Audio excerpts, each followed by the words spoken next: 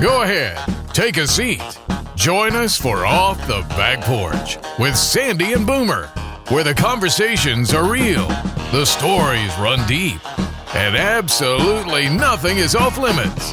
From small town life and big time headlines to sports, politics, faith, family, and the everyday chaos of modern living, we talk about it all.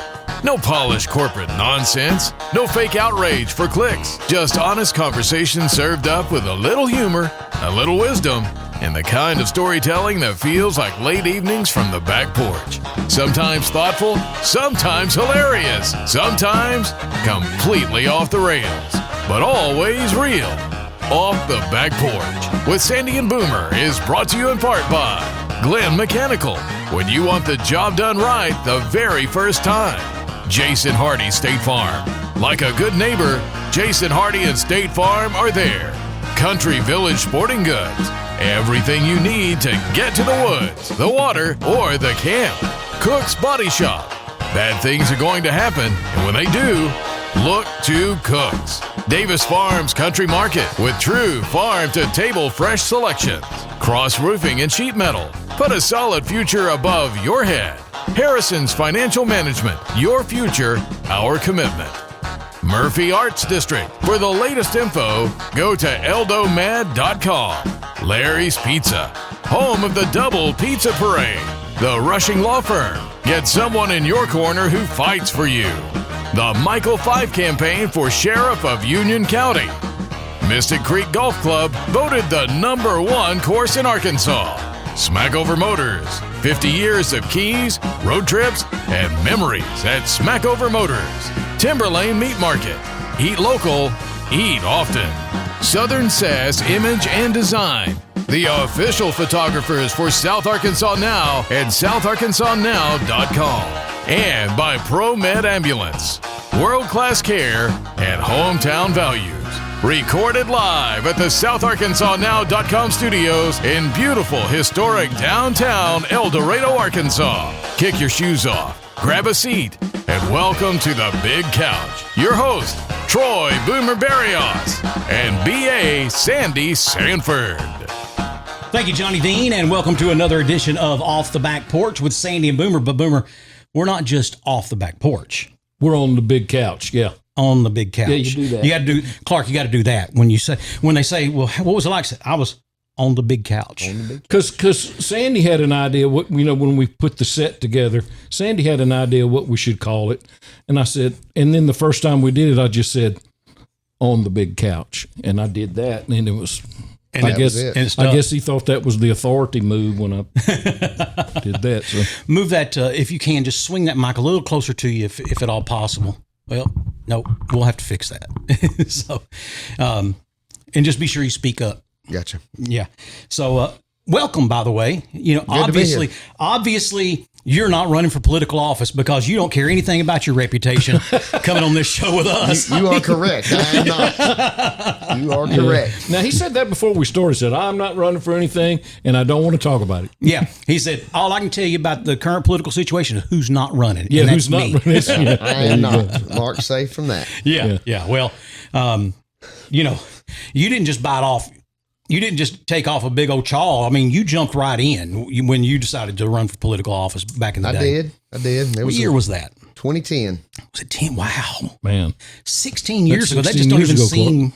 Yep. It's been a minute. Yeah. Yeah, that just doesn't even seem normal. Yeah. But... Wow. It was. It's been that long already. I know. Hey, by the way, want to thank our friends at Timberlane Meat Market and their new location at 101 East Main in El Dorado. They fed the Boomer today. Nashville Hot Wings. I don't think he's even opened the package yet. No, I haven't yet. Yeah, Nashville Hot Wings, which, by the way, if you haven't had their wings, my gosh, man. They're good. They're very good. They're good. Had me over here sniffling a while ago. I was... Yeah, there was a... and then also a brand new sandwich they call the Bailey. And it's a fried chicken patty, chicken breast. And it's soaked in Nashville hot sauce. Yeah. With candied jalapenos. Candied jalapenos? Yeah. Yeah. So you got a knife? We got to cut that bite? I already have cut it up. Oh, you have? Yeah. Yeah, Clark and I are going to have to work on that. Yeah, yeah. Y'all take care of the rest of it. Yeah. What little bit's left. But also some waffle cut sweet potato fries. You know, and I need to come earlier when they bring that so I can get it while it's hot. I tell you that. Tell me that. I tell you that every week, and you tell me quit telling you what to do. Well, I've told you that for many years now. You know, quit trying to make me better. Hey, by the way, Yeah. Have you tried this new suey Well, barbecue I saw sauce? it, but I haven't tried it yet. They have it at Timberlane Meat Market, again, 101 East Main. And I haven't tried it yet, but I am told you will throw rocks at any other barbecue sauce. Huh. And I asked somebody, I said, how does it compare to Sweet Baby Ray's? They said, Sweet Baby who? Oh, okay. Like, so okay. So it's up on. I mean, you I'm a that's sweet. like going on America's Got Talent and say, I'm going to sing Otis Redding. Yeah. Okay. But you better bring it. You better not get on You there. better know where you sitting. When I hear Dock of the Bay, I better hear seagulls. Is all Yeah. I'm saying. Well, the same thing goes for barbecue sauce. Yeah, I mean, better. now look, I'm Sweet Baby Ray's is not the pinnacle for me, but No. but it is good. I do like it. Yeah. But they said this is just a far and beyond. You know, some of them are regional. If you go over on the East Coast, their barbecue sauce is totally different than what Well, they do that weird thing with mustard, Yeah, whatever that is. Yeah, You know. yeah. And then in California, you know, it's balsamic or whatever, you know, a vinaigrette. Raspberry vinaigrette. Yeah, whatever. But this is the brand new suey sauce and made in Little Rock. Okay. And I am told We're gonna try it. It is really, really good. So And yeah, they're right next door to us here. yeah, that's right. They're right next door to us. And then they have a whole line of specialty salts. These Jacobson specialty salts. This one's garlic salt. You want to know what this one is, Boomer? Black garlic I mean, salt. I do want to know. That's black garlic salt. So black. You're a cook. You'll have to explain that. You don't know what black garlic sauce? I don't know what you would use that for. I don't know the difference, but you can bet I'm fixing to find out. Yeah, we're going to learn that Yeah. because I want to know. Incidentally, I don't know if I want to cook anything anytime soon. Now, here's the deal. Now, what you're referring to is that you and the boys club did a rib cook Yeah. last weekend at Mad, and I was among. As soon as it opened at 5:00, and I called you and said, you know, I wasn't smart enough to go online and order it. Yeah. So I just call or text you, and you got my order for me, and I text you back. Martha and I ate that, and Martha says, "Now that's what ribs are supposed to taste like." Listen. I don't know if did you oversee the whole thing, or did you and David have different? No. We both were hands on the entire thing. And you told me how many racks did y'all do? 49. Wow. You know, I don't know. 49 racks of I don't ribs. know where I got home and said. Martha said, "Well, how many did they do?" I said, "I think he said 10." She goes, "No, he didn't do just 10." She goes, "This is a half a rack right here with our two. 49 racks." Yeah. And they were all gone. Well, they ended up with like 15 racks, but That then, they were able to serve in the restaurant. Yeah. If they had people come Yeah. in. So, I mean, it was, but brother, you talk about work now. We got there, and the first thing I did is I said, David, we got to pull these membranes off. Yeah, that's And- a lot of work there. And man, I'm telling you, I was sweating like a crooked preacher in an IRS audit, Mm-hmm. you know, getting those membranes off there. And Madhouse 101 was fabulous. First of all, Great equipment, I understand, in that kitchen. equipment, Yeah, I've been through that kitchen. you know, it's like I was telling them, I said, Boomer told me one time, if you can't afford a $10,000 guitar, don't ever pick one up. Yeah, don't pick it up. And well, if you can't afford a $25,000 smoker, you should never use one because I'm over there looking at mine like, I Yeah. don't even like that smoker anymore. So I've seen smokers in a church, in a fellowship hall that was in the wall and did this and all that. I said, man, that's, all it takes is money. Yeah, that's right. You can, I was in a Sunday school class one time. They had a margarita machine. yeah. In fact, there's some Sunday Louisiana? school. No, Yes. right. Yeah. Well, we did I'm not going to say what church. It doesn't matter what church. We did I'll spit it out here in a minute, a wedding, and they had libations, and it was from somebody else because we don't have the license. But they said, "Oh, just leave it here. We'll drink that for Sunday school in the morning." I said, "Well, y'all not a Baptist church for sure, because we don't drink on Sunday morning, just Saturday Not night. in front of anybody. Y'all don't ever drink in front of anybody. Oh That's no, or recognize you at the liquor store. Yeah, that's the old joke. Yeah. That's an old joke. Yeah. Well, my favorite was there's never been any question that Pentecostals make the best peanut brittle. Yeah, 100%. sure. And Baptists make the best fried chicken. Absolutely. Assemblies of God, they make the absolute best chicken spaghetti. Chicken spaghetti. Yeah, no question. Except if you're Martha. Now, Martha makes a chicken spaghetti that'll beat. Well, she's half Simply God anyway. Yeah, she went for a while. Yeah, it rubbed off. It did rub off on her, I guess. And but if you're Episcopalian, you make the best margaritas And martinis. Yeah, and martinis. But yeah, I was in Episcopalian Sunday school.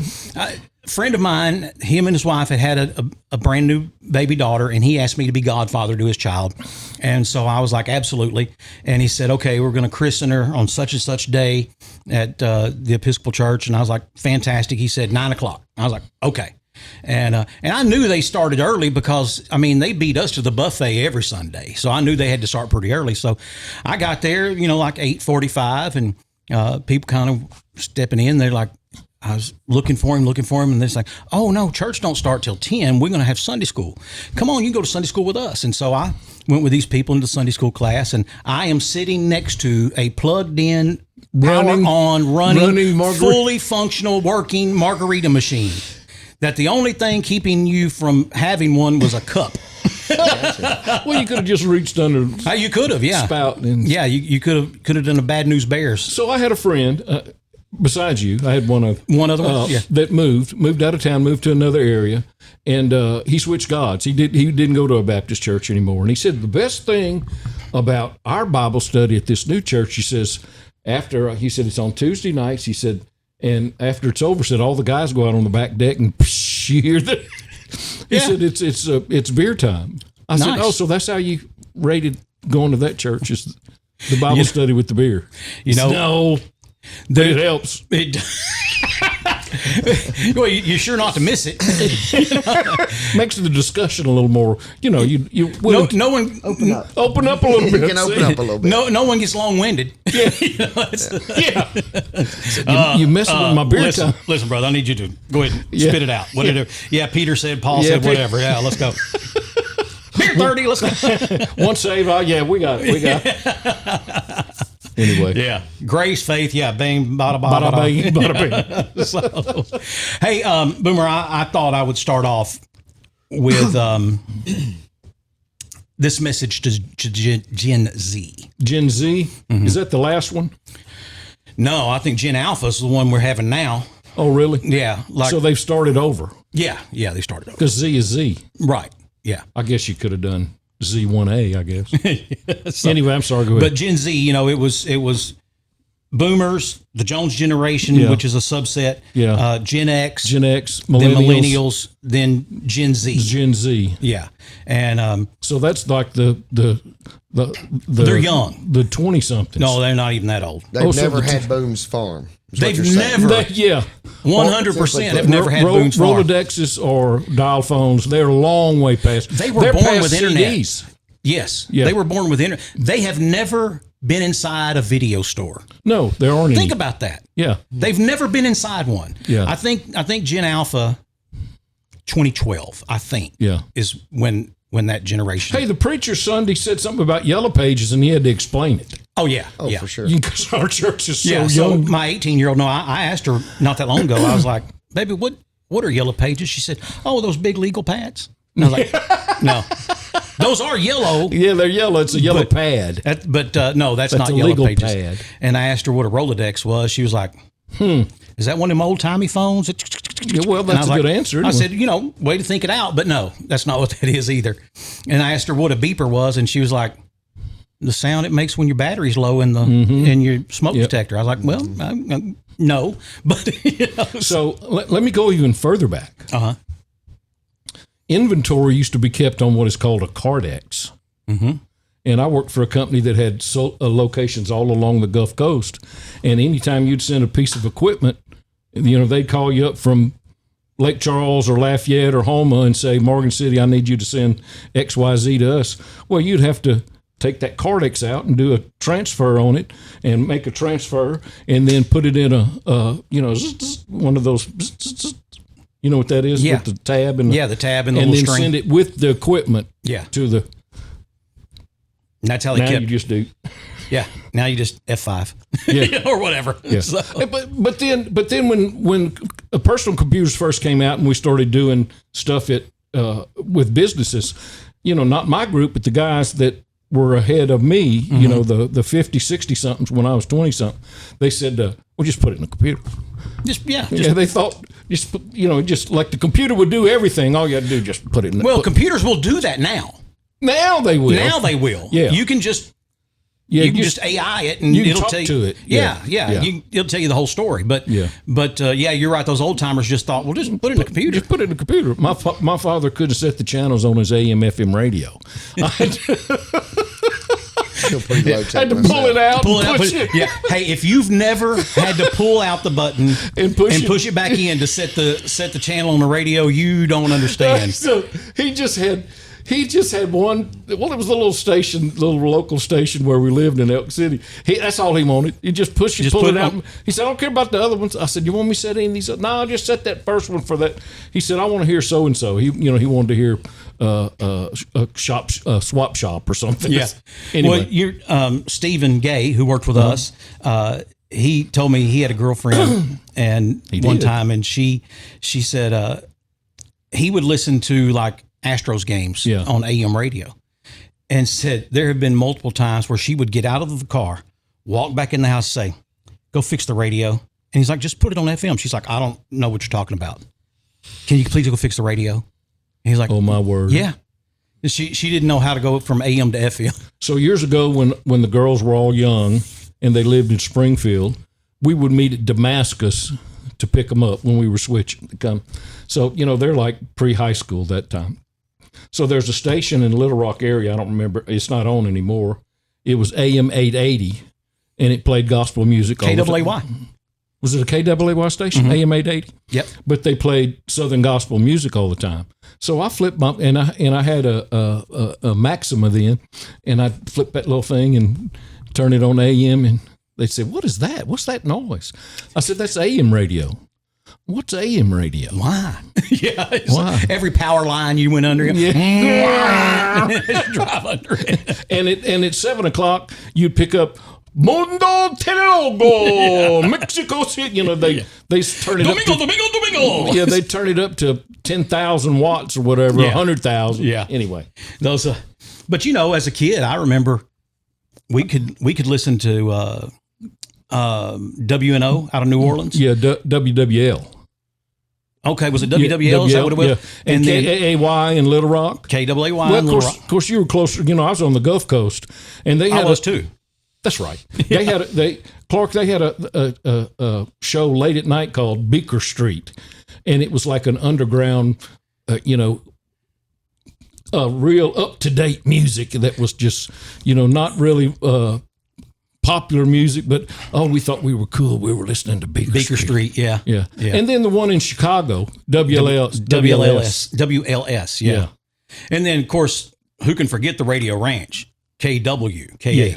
You can and pick then up where was the Wolfman? He would be late at night. I don't know what station. He was syndicated. He was syndicated though, because I remember growing up listening to Wolfman Jack, but I don't remember where he. I don't remember where. Man, there's some radio guys out there whose heads are exploding right now over the fact that I don't remember what radio station Wolfman Jack emanated from. Okay.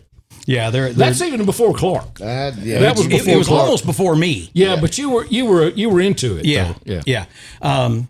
Beaker Street was before you because I was a kid. Yeah. When I listened to Beaker Street. When I was a teenager, we used to listen to Tux 99. By the way, where's that? In Shreveport, and we listened to Tux 99. And at midnight, Moondog came on. Moondog. Yeah, Moondog. What year are we in? That would have been 86. 80 something. Yeah. You're a teenager in 86. I was teening. Yeah, I was early too. Teening. Yeah. So, anyways, this is a message to Gen Z because I'm sorry I got way evidently, they have turned their focus around on Gen X, and they are like, we're the worst generation ever, according to them. It's kind of like how their parents, the millennials, did the boomers. Yeah. The millennials went after the boomers hardcore. Yeah. And it's 10 o'clock. Do you know where your parents are? That kind of deal. So I could go through all the things what makes Gen X better than you, but we already know we are, so it doesn't. But I'm going to address something very particular that a Gen Z influencer I saw online say. Dear Gen Z, you are not wrong. The Palestinian and many other Muslim populations are oppressed. You are 100% correct about that. And they deserve to be free. However, you've got it backwards as to whom the oppressors are. So, for example, Hamas is a terrorist group that took over Gaza. Yeah. The Revolutionary Guard is a terrorist group who took over Iran. ISIS is a terrorist group who took over Iraq. The Taliban is a terrorist organization that took over Afghanistan. And the Houthis are a terrorist organization that is supported by Iran. You know, and there's Hezbollah and Hamas. So the people in these countries are being oppressed. But when you turn it around and say the Jews are colonizers, first of all, let's think about the definition of colonization. Okay. By definition, because words mean things, Gen Z. By definition, colonization is the invasion of someone who has no right, call, tie, or history to property. When the Spanish came to Mexico, that's colonization. Yeah. When the old people took over Facebook, that's colonization. Yeah, because we took it from y'all. Yeah. By the way, you're so great. How did we just take it? I'm just saying. That's colonization. The Jews have had claim to that land for thousands of years. Yeah. Thousands. Yeah. Okay. And so after World War II, when there really was a genocide, an attempted genocide, and they were nearly wiped off the face of the planet by a real Hitler, not just someone that you disagree with and call Hitler, the Jews said, you know what? We probably need our own place. And the United Nations, whom y'all love, and isn't that right, Gen Z? Y'all love the United Nations. The United Nations said, yeah, let's do it. Let's do that. So, and so they said, but we're not just going to give land to you Jews. All the indigenous peoples there, we're going to give them their own piece of territory. And guess what? The Jews said, yay, fine, fantastic. It was the Arabs who said, from the river to the sea. Yeah, instead of that, I mean, that's one thing we could do, but there's also the option of we could just annihilate you and take it all. No cap. No cap. Speak their language. Yeah, I mean, no cap. And it wasn't sus. Yeah. And then all of a sudden, since then, there have been countless skirmishes and wars over this property. Sure. And hence they gave them the West Bank and they gave them Gaza and wanted to live in peace. Anytime there was, we said it a while ago, if there's any way you can take it where it's not the best for you, take it that way. Take it however it's the best for you. Yeah. And so it's the hatred of the Jews. Yes. And, I still firmly believe in the motto of if the Palestinians want peace, all they have to do is stop attacking Israel, lay down their guns. If Israel ever lays down their guns, there will be no Israel. That's right. 100%. I mean, that's going to be the result. But again, calling the Jews colonizers and saying that they are committing a genocide, there has never in the history of the entire world, and that's a long time, Gen Z, there has never been an Arab nation named Palestine. No. There's never been a nation called Palestine. No. It's never existed. They were an orphan province, and to put it in terms that y'all will understand, when other countries had to deal with them, it gave them the ick. They were, it was cringe to have to take on the Palestinians. And that's why they wandered around the Middle East for so many years. No one would take them in. Well, their leader at one time just flew around in a plane all the time. Yes. Yeah. And didn't sleep anywhere but on the plane. Yeah. And they, so there's never been a country called Palestine. Yeah. Or It just The has Palestinians. Never, it just never has existed. But to be very clear, Gen Z, you are known for tolerance. You know, the LMNOP community and whomever else, and that's fine. That's fine. Mm-hmm. You do, but you. you're supporting organizations that will kill you for being gay, Mm-hmm. much less trans. Mm-hmm.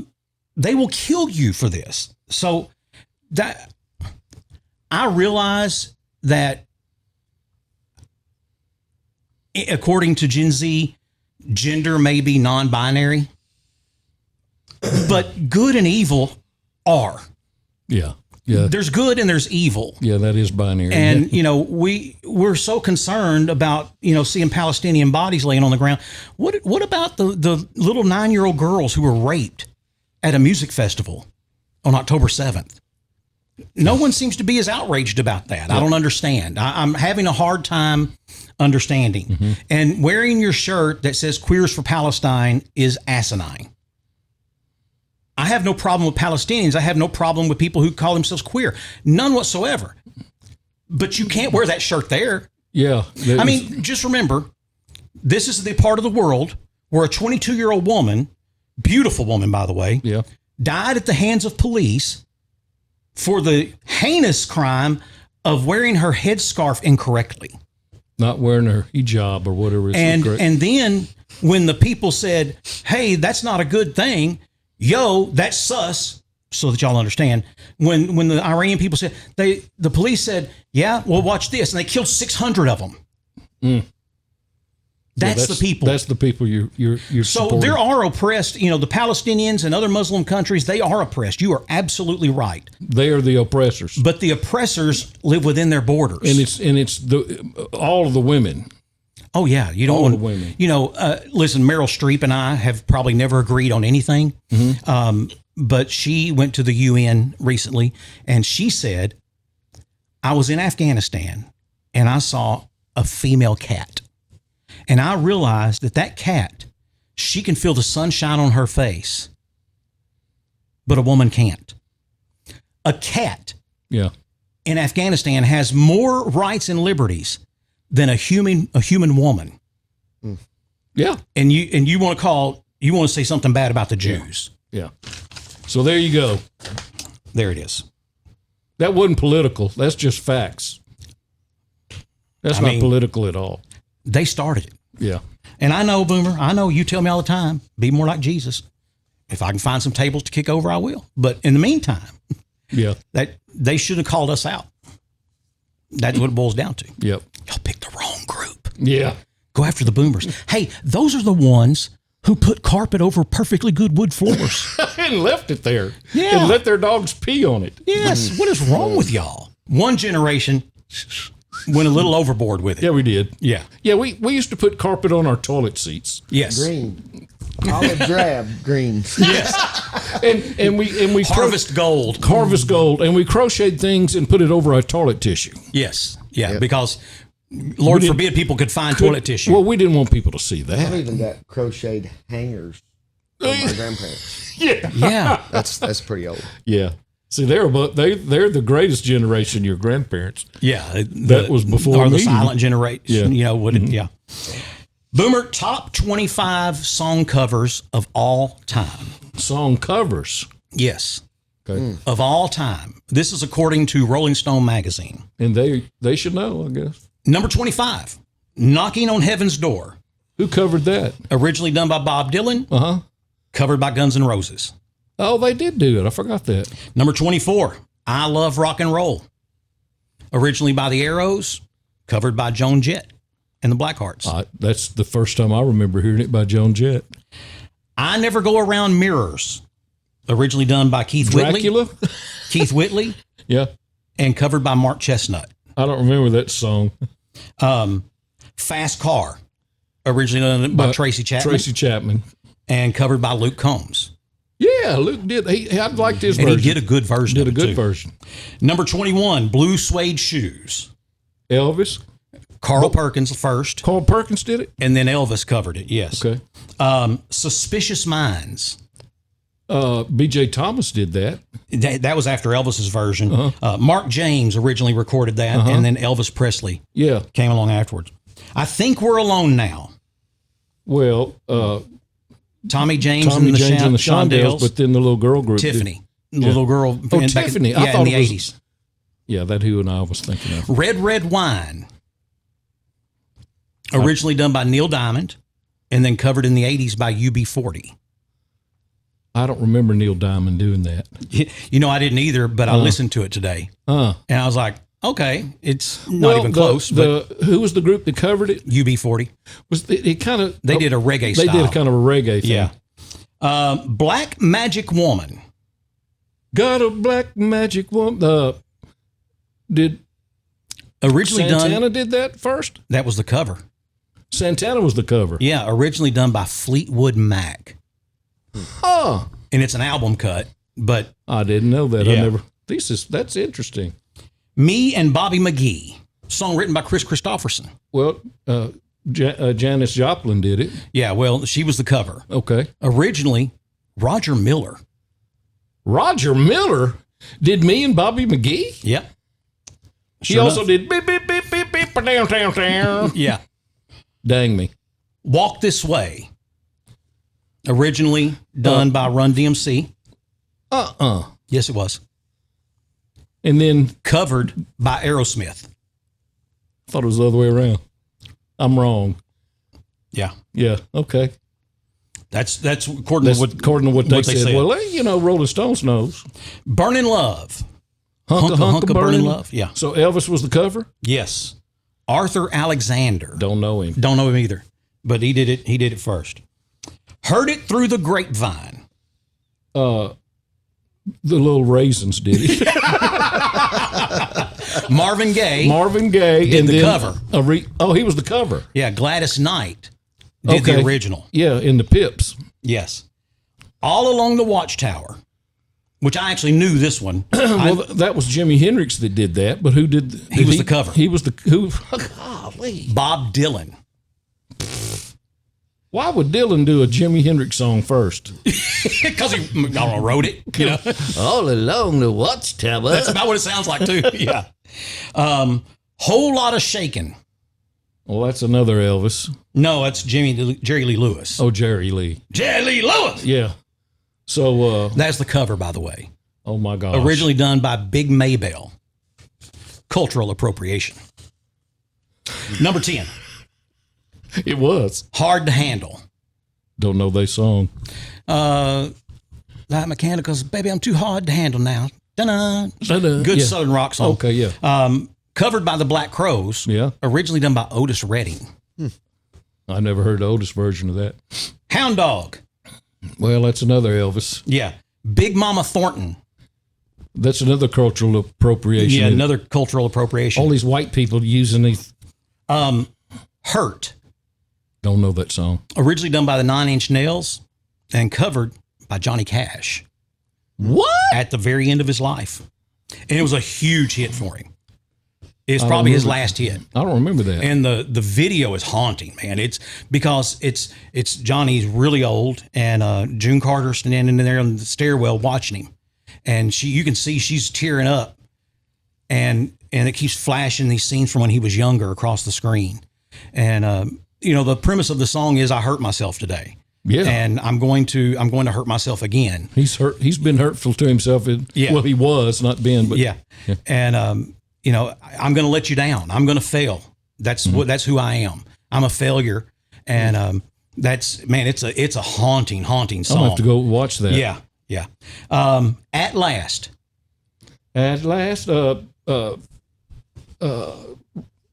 Ray Charles did it, didn't he? I don't know about Ray Charles. Etta James.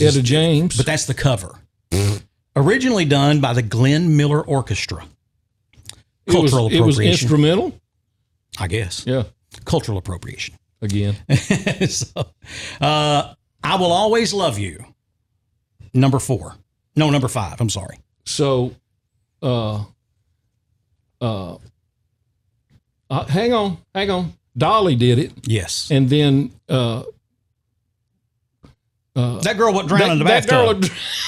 She had that Bobby Brown husband. Yeah. And Whitney Houston. Yeah.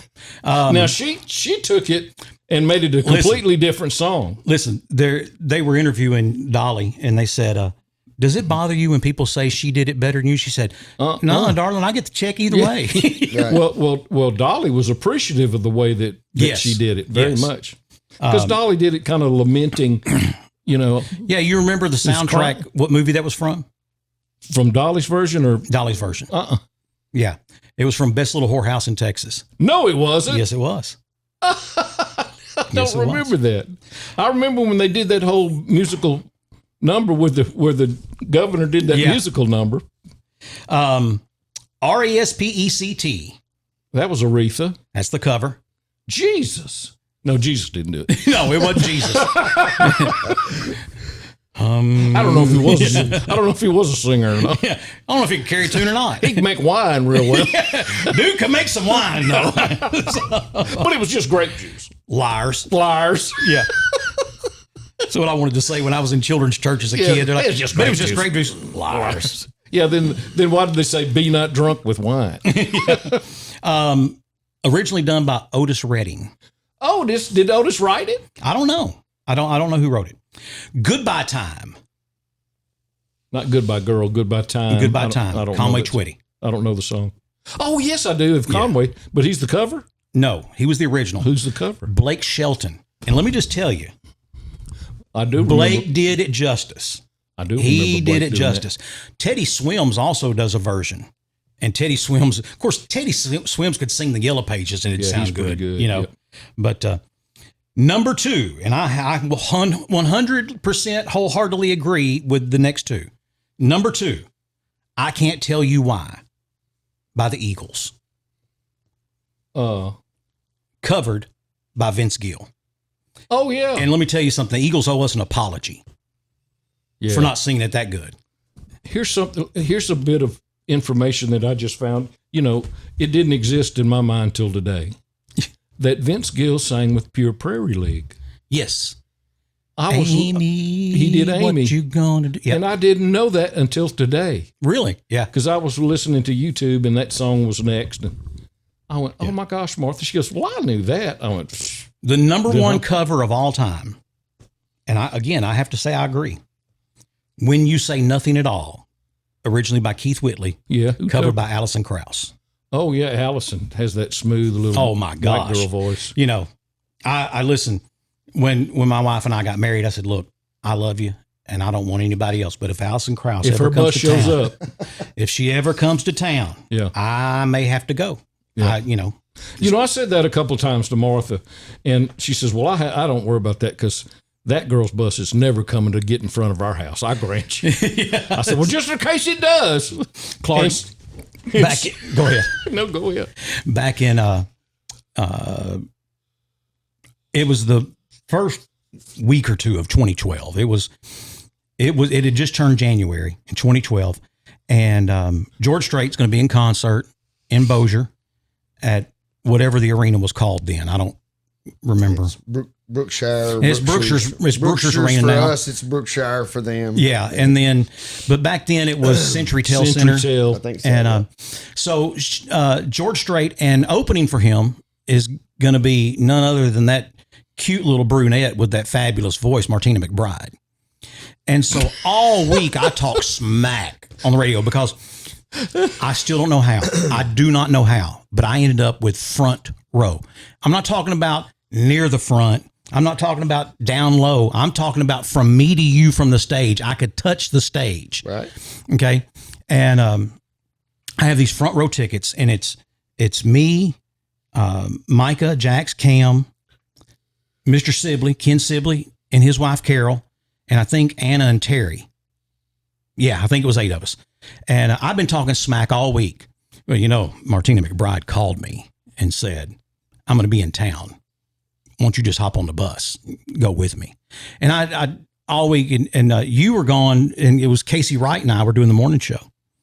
And Casey's like, yeah, I mean, I witnessed it. I heard her on the phone, it's like Amy's all the time, like, Sandy, it's Martina again, so, and so we get there before the doors even open, And when they open the doors, let us in, we go straight down to our seats. And again, me to you from the stage.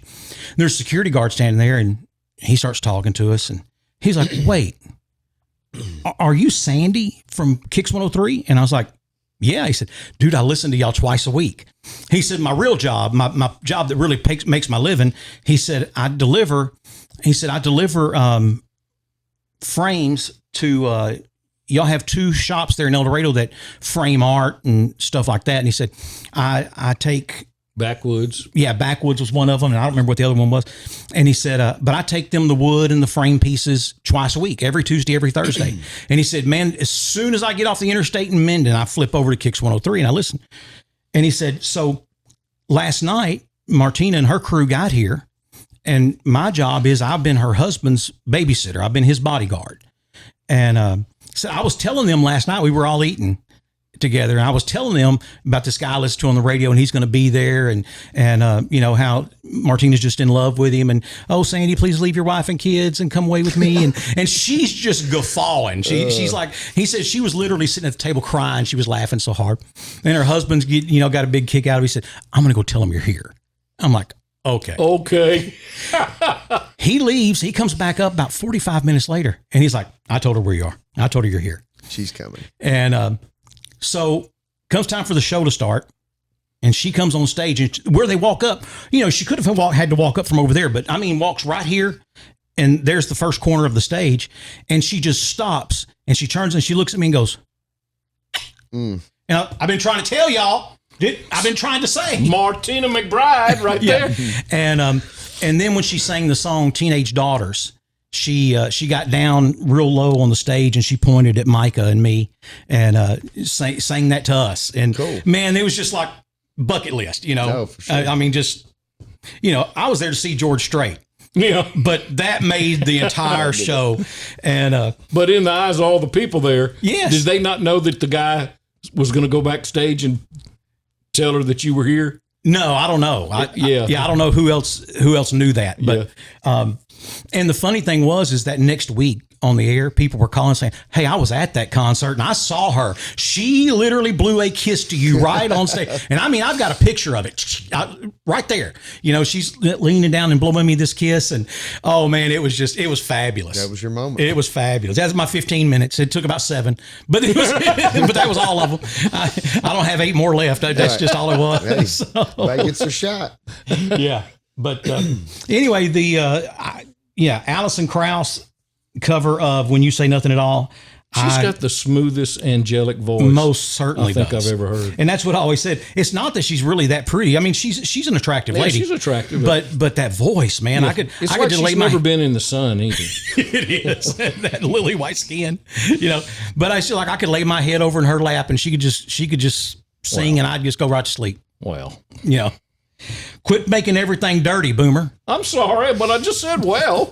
Yeah, you're not sorry. It got dirty when you said you'd lay your head in her lap. I mean, I was tired. Okay. It's the voice. It's the voice. Yeah, absolutely. Hey, let's take a break. I got to go to the bathroom. Yeah, let's take a break. We're going to take a break. We'll be back with more of Off the Back Porch right after this. Experience, courage, common sense. All of these are traits we want in any elected position, but especially in the man we will pick as our next sheriff. Michael Fife hasn't just been in law enforcement for 30-plus years. He's the one who answers the call in the middle of the night, putting himself last and Union County first, looking folks in the eye, doing what's right, standing up for all of us. Vote for Michael Fife for Union County Sheriff. If you born and raised in Arkansas, make some noise right now. You got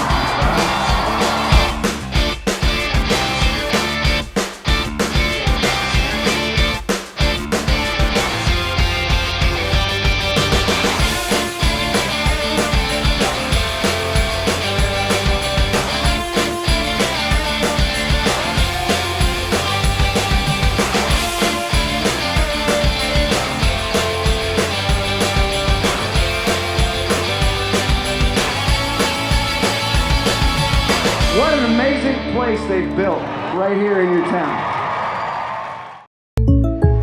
Hey, Caitlin, Hey. You and me, we see everything. You on the court, me from up here. You are 10 feet tall. Runs in my family. Hey, you know who else sees everything? State Farm. Yeah, they look at everything to make sure you get coverage that fits your life and budget. I also see the camera guy wore his nifty vest again. It's nice, huh? Hey, you got any lip balm in there? I'm trapping like crazy. Coverage that fits your life and budget. State Farm. For 50 years, one name has kept South Arkansas rolling strong, Smackover Motors. From brand new rides to dependable pre-owned vehicles and hard-working fleets, Smackover Motors has helped generations find the perfect fit for the road ahead. And long after the sale, their expert service department keeps you moving with trusted care, honest work, and hometown service you can count on. 50 years of keys, miles, handshakes, and community. Smackover Motors, driven by service, powered by trust since 1976. Hey, welcome back for more of Off the Back Porch with Sandy and Boomer. And our special guest this week is Clark Burton. And Clark, first of all, tell us the most embarrassing thing you've ever done that you've never told anybody else about. If I hadn't told anybody, I can't start now. There you go. Good answer. Hey, so I would do that a lot to people, and it was a guy one time, and he's like, "You first." Yeah. And but I have told the most embarrassing thing that I'm ever going to tell about myself anyway. And there's a young lady my wife worked with, and You gonna tell it again? You know, maybe he hadn't heard it, Boomer. No, I mean, you tell the same stories week after week. Well, but I don't remember what like I said. a song leader, y'all sing the same song over and over and call it anointed. But, you know, preacher, how dare him ever preach the same sermon twice? Or one that he read off the internet. Yeah. No, I just meant it was embarrassing before, but you're going to embarrass yourself again. Well, I mean, it's out there now. Okay, go ahead. So, I mean, you go. You do you, boo. Wife worked with a lady, and she and her fiance just bought a new house, and we're having a housewarming. And this young lady that my wife worked with, she's bilingual. And so, you know, I grew up in Texas where you kind of have to know Spanish if you want to talk to anyone. Mm-hmm. And then it's like anything else, though. If you don't use it, you lose it. Right. And I try to practice my Spanish as much as I can. And so she said something about she'd made this new dip, and she said, "Let me know how it tastes." And, you know, especially because, you know, she looks at me and she says, "You're fat. You know what good food tastes like." And so she said, "Let me know how it tastes." Or at least a lot of food. Yeah, that's right. And so I tasted it, and it was perfect. The taste started at the front of my mouth and it ended at the back of my tongue. And so that's what I'm going to tell her. I could have just said estaba muy bien, and it was very good. And that would have been fine. But no, not Sandy, because I'm a genius, you know. Overachiever. Yeah, absolutely. Overcompensator. And so I'm going to say in Spanish that it started at the front of my mouth and was really good and went to the back of my mouth. And so I tell her that in Spanish, and she just looks at me and says, "Okay, we'll let Casey," my wife, "we'll let Casey decide that." What did I say? She said, "You just told me you're very good with your tongue." Okay. Food's good. Not what I meant to say at all. Food's good. The translation didn't work. Yeah, it didn't. Some got mixed up along the way. So, you know, we have a tendency, you know, and people that try to learn a second language that don't really learn it all the way, we try to think of the words in English and use those words that we know in Spanish, and it's not the correct order. No. Well, I mean, it's the same. It's the same thing with people who are learning English. You know, Yeah, exactly. Yeah. So when Steve from Verizon calls and he's like, "Please do hold." Yeah, stuff like that. Like, yeah. Talking in Yoda. Yeah, exactly. Yes. Yeah. Clark, honestly, all kidding aside, you came to talk about what I think is one of the most exciting projects going on in South Arkansas, especially, but maybe even in the state currently, and that is the new Expo Center that's being built on Dale 10 Highway. And for people who've never traveled in that horsemanship and rodeo circuit, they may not quite comprehend just how big of a deal this is. Right. Most likely so. You know, it is a multifunction Expo Center, tailored to equestrian events, but not limited to. I mean, we've talked about field trial dog shows, monster trucks, dirt bikes, whatever may fall in that realm. And there's a lot of misconceptions, I think, out there, none of which I, care to address or worry about. But the pros of it are overwhelming. I mean, it's going to bring an economic impact to El Dorado, which I think is overlooked. I think, a lot of people understand it. Not everyone understands that I compare it to the complex. Where else in El Dorado or Union County can you pack that many people on a daily basis? Whether your kids play baseball or not, you cannot deny the fact that the complex is great for here. It brings a lot of people to El Dorado. A lot. Showcases our city, our downtown. Restaurants. Every single motels. bit of it. The rising tide effect. People come to town. They venture around. They shop. They go do. The expo will be parallel to that. It will do that. It will create what I would consider a family-friendly atmosphere to go and watch events, whether it's rodeo or it's a specialized event like a barrel racing or team roping, cutting, sorting. I mean, we can go on and on about all the events involve horses or cattle. El Dorado High School is excited about it, from what I'm told, as far as their programs that they're putting into place for agriculture and cattle they're going to utilize it, I believe, and it's just going to be good. It's going to be a lot going on out there once it's built and we're able to market it. And it's going to bring a lot of people to El Dorado that have never been here. They're going to learn about the El Dorado Promise. They're going to learn about our job openings. It's going to be good. It's going to improve the quality of life. It's going to give people something to go do while getting to showcase. Rodeo is if you compete in rodeo or you're a cowboy or cowgirl, that's one thing, but it's a spectator sport. Yes. Go to Houston, to the Houston Rodeo. 10 days. I mean, millions and millions of people. Yeah. Just because they're wearing boots doesn't mean that they're cowboy. They want to go watch the show. They want to watch the animal athletes and the rodeo athletes compete. It's a like I said, it's a family atmosphere. It gives you something to do. How many times do you hear people say, El Dorado doesn't have enough to do? Well, we're fixing to have something new to do. The ballpark downtown. I know that's not what we're here to talk about, but those are all good things. They're bringing people to town. And so we can't miss the boat and go, that's not my sport or that's not my hobby. It doesn't matter. We all live here. We have to coexist. Yeah. We like different things. We can all go enjoy everybody's, favorite thing to spectate and watch. So, like I said, once we get the ball rolling, get it built, we start the marketing, it's going to be successful. The city, the El Dorado Works Board, all the parties involved that have helped us get us to this point, Gary Sewell donating the land, and that was an in-kind donation that he did. He wants this bad enough to put his money where his mouth is and help get it here. And I commend all them for stepping up and getting it done. Yep. So, hey, and all you have to do is watch what's going down the highway. If you go anywhere and see some of these $100,000 trailers going down the highway and a $120,000 truck, and they've got $30,000 horses on there, the cheap ones, these are upwardly mobile people that have disposable income. It's a big business. It's a big business, and it's a I lived in Oklahoma for a lot of years, and it's big business up there. But it could be here as well because there's a lot of people. And it should be. Team roping and, like you said, team pinning. Go to Magnolia. Go to Story Arena in Magnolia anytime they have an event going on. Yeah. And just watch what's there. People will enjoy it once they see it. It's I don't fact check me on this, but I think rodeo or equestrian events is like a top 5 economic driver for the state of Arkansas. Yes. It's a big deal, and people in El Dorado and Union County may not be as in tune with it because they haven't got to experience it, but they're fixing to. Yes, and I guarantee you, they may not go every weekend. They may not want to go every weekend. That's fine, but periodically throughout the season, there's going to be a big event out there that you would want to take the family and go to.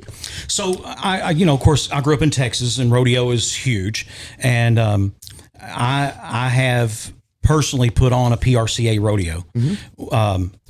Massive undertaking to put on a PRCA event. But on top of that, I didn't do that to lose money, and I didn't, No, it's a big business. It's a big business. And then the other thing is, people may or may not remember, about 2009, 2010, Hope Landing wanted to have a fundraiser, and they rented the fairgrounds, and they brought in some cattle panels and put dirt out there, and they had a full-blown rodeo. Absolutely. And I don't remember, as a matter of fact, I do remember they were out of seating. Yeah, there was nowhere else to sit. A lot of us that got there, like just before the grand entry, we had to stand the entire time because that many people showed up to that event. And again, like you mentioned, most events that are going to be held there are going to be family friendly. You know, you don't have to worry about what kind of message, most of the messages you're going to hear in those events is going to be God, family, and country. Well, one thing's for sure, you're at a rodeo or any type of equestrian event, you're going to have a prayer and you're going to have a national anthem, whether you like it or not. But I mean, I'm not saying they're perfect. It's not my point. No. But it is a very structured, disciplined sport, family friendly. They're patriots that are there competing for the most part. And it's just a good thing. I think Union County residents will enjoy it once they, get to do it, and it's good for the local economy. Yes, undisputably. The money being spent from the city to build it, I think, went exactly what that money was intended for. Well, it was one of the checklist items. I remember when it that met all criteria according to the board. I was a part of the group that proposed that brought this to the board or to the city as a proposal, and it met their criteria. It took better part of a year for us to tweak, I would say, the budget to get it down to a practical number that made sense. And the number got really, really large, and it got really, really small. And I think the works board landed in a really good spot. They gave us, they gave the city something to work it with that they can market. I foresee junior high, senior high, jackpot style events all the way to amateur and potentially pro rodeo events able to come there based on seating capacity and acreage. Could it grow beyond that to more of a national platform? Possibly, but the current model that we're building, that the city's building today, may not accommodate an event that large, but amateur to up to the smaller scale pro rodeo. I mean, everybody's heard of the CrossFit Rodeo. Been over there since I was a kid. Yeah. It is a huge rodeo. Google the CrossFit Rodeo and go to images. Yeah. It's a pro rodeo. Some of the best rodeo athletes in the country stop and cross it. Same for Spring Hill, Louisiana. Yes. A very small town puts everything they have into that rodeo. And they pack the town for that week and have a great event. And so I would love to see El Dorado be one of those stops that 20 years from now that people are saying, man, don't miss that El Dorado rodeo. I'm circle that one on my calendar. It's loaded with good added money. It's a friendly environment. The city and the town backs it. That's the bottom line. You can want, you can talk, but if you're going to be a doer, you got to support things like this, as well as the complex, the ballpark, the rodeo arena. You got to get behind it. You got to support it, and this is one to support. It will be good. Oh, agreed. I cannot think of any reason why we shouldn't do it, and I can't think of how it's bad for El Dorado. And again, my thing is, we're already collecting the tax. So what are we going to use it on? To me, this is a perfect investment. Right. This, like I said, this checks all the boxes of what you want to invest tax money in. And the worst thing to me would be for us to look up one day and we've collected all this tax money, we still have it. Then why did we need it? Money's hard to come by. Of course it is. But I think this is money well spent. It's going to bring people to town. It's going to be a family-friendly environment, quality of life for the people who live here. I think we're going to get an opportunity to host some really big events. The last 3 years I've served on the board at the Arkansas High School Rodeo. My son graduated this year. He's going to SAU in Magnolia to rodeo on their rodeo team. But having just come off the board, I understand what it takes to get those type events here. And they are already at the sitting board now is aware of this being built. And I think it will be, definitely a possibility once this is built, or we have a time frame on when it's going to open, to start putting our name in the hat for those Little Britches Rodeo finals, high school, junior high finals, Like I said, the El Dorado High School is investing in their ag students and get them involved. It's gonna make full circle. Yeah, it is. And again, I mean, in the 90s, I as part of my radio show, I did a once weekly.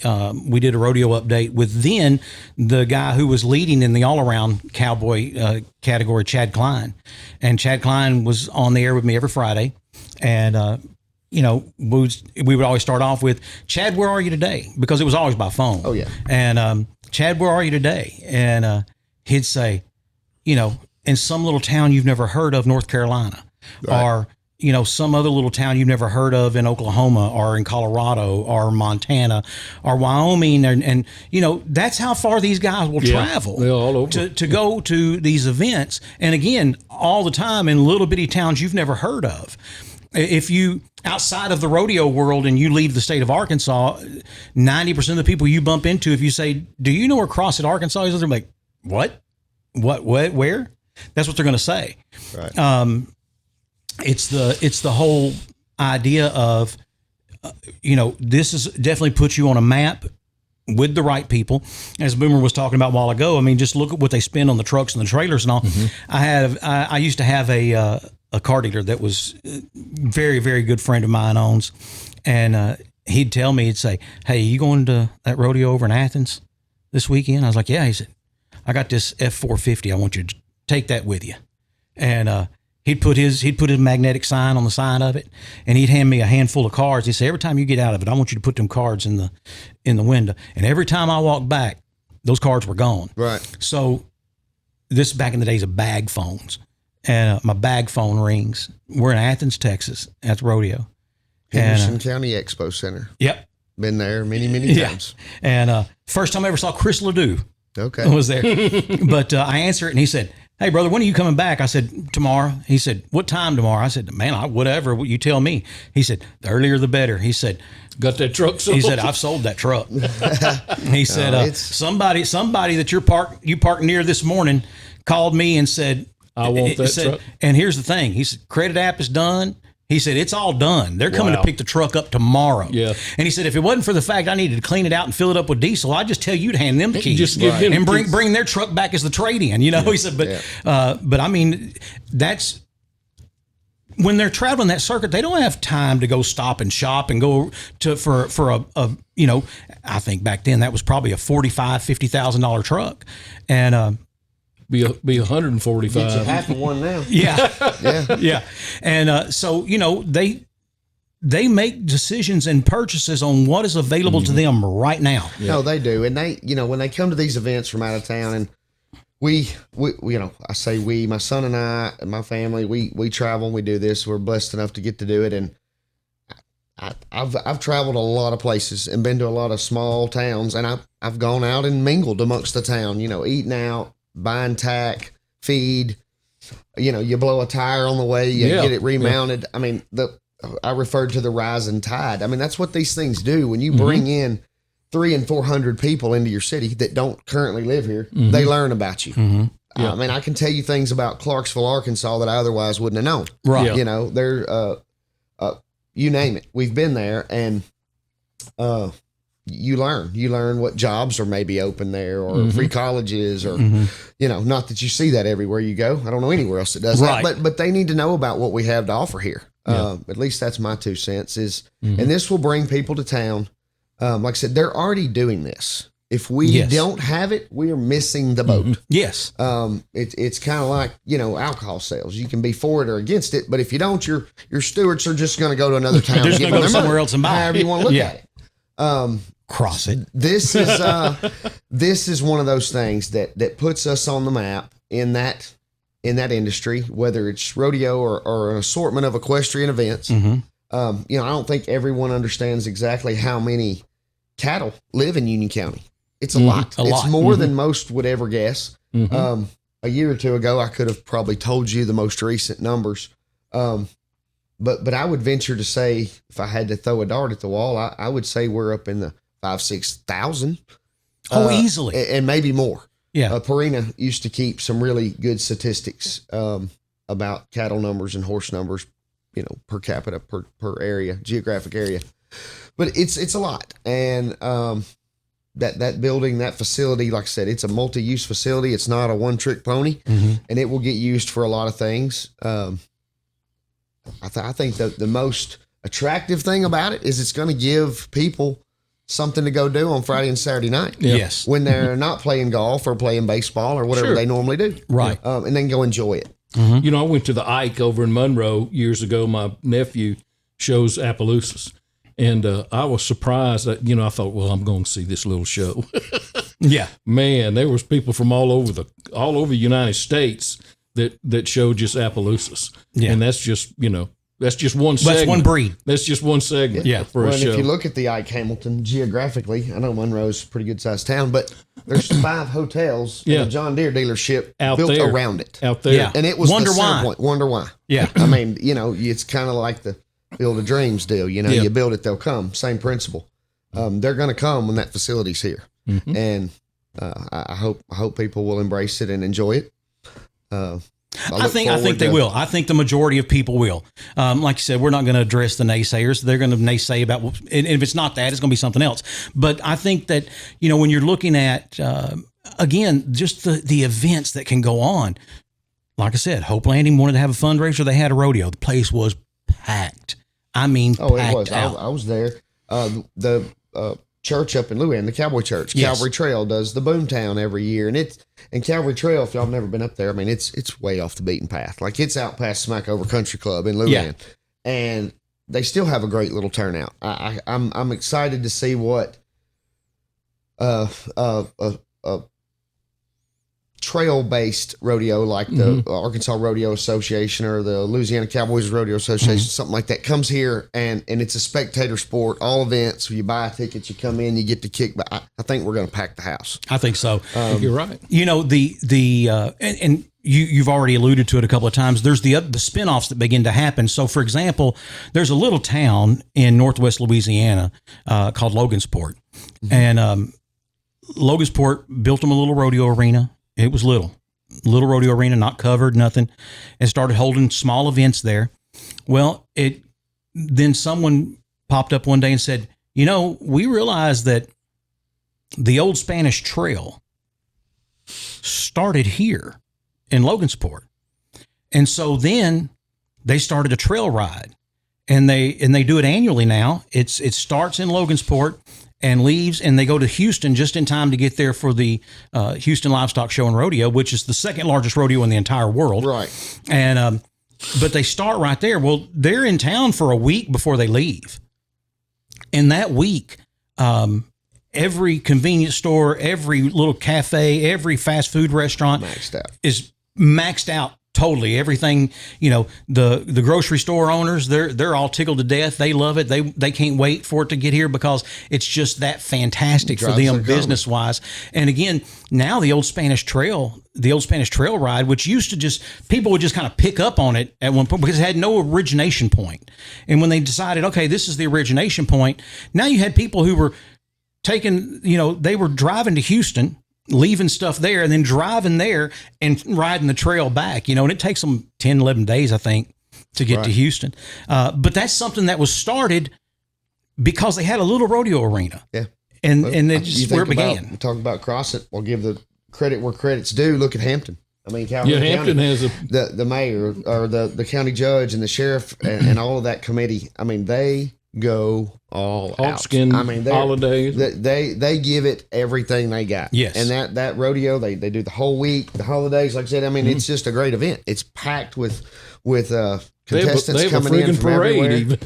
Yeah, it's a good deal. And you know, Hampton's a small town, but boy, they put on a good show. They put on a big show. But they embrace it. They work at it, and they do. Their leadership is behind it. Their citizens are behind it. We can do the same thing here. It's just, I guess it's one of those things we'll have to prove the concept. Yeah. Some may be for it, some may be against it, but either way, I think it's great, and I think once it's built, a lot of people will get to enjoy it. These cowboys and cowgirls, I guess I'm partial to that because that's how I grew up rodeoing and got to raise my son rodeoing, and so, but not taken away from a baseball or a cheerleader or a basketball. I'm not picking sides. I'm just saying from that perspective, the work they put into that. You know, it's 7 days a week. It's 6 a.m. and 7 p.m., 24/7, even on Christmas Day. You know what I'm saying? And they work so hard to raise these animals, hone in their craft, whether it's, roping, barrels, bull riding, whatever they're doing. To get to go sit in the bleachers and watch them it will be a treat for the community to go see that. Think about this. Before I moved here, I mostly wore a Bangor straw or a Stetson felt hat every day. I had several of each to choose from, and then I moved to El Dorado, and I didn't. But when I moved here, there were 3 places in town you could go buy a good quality straw or good quality felt hat. 3 places you could go buy Wrangler 13 MWZs, or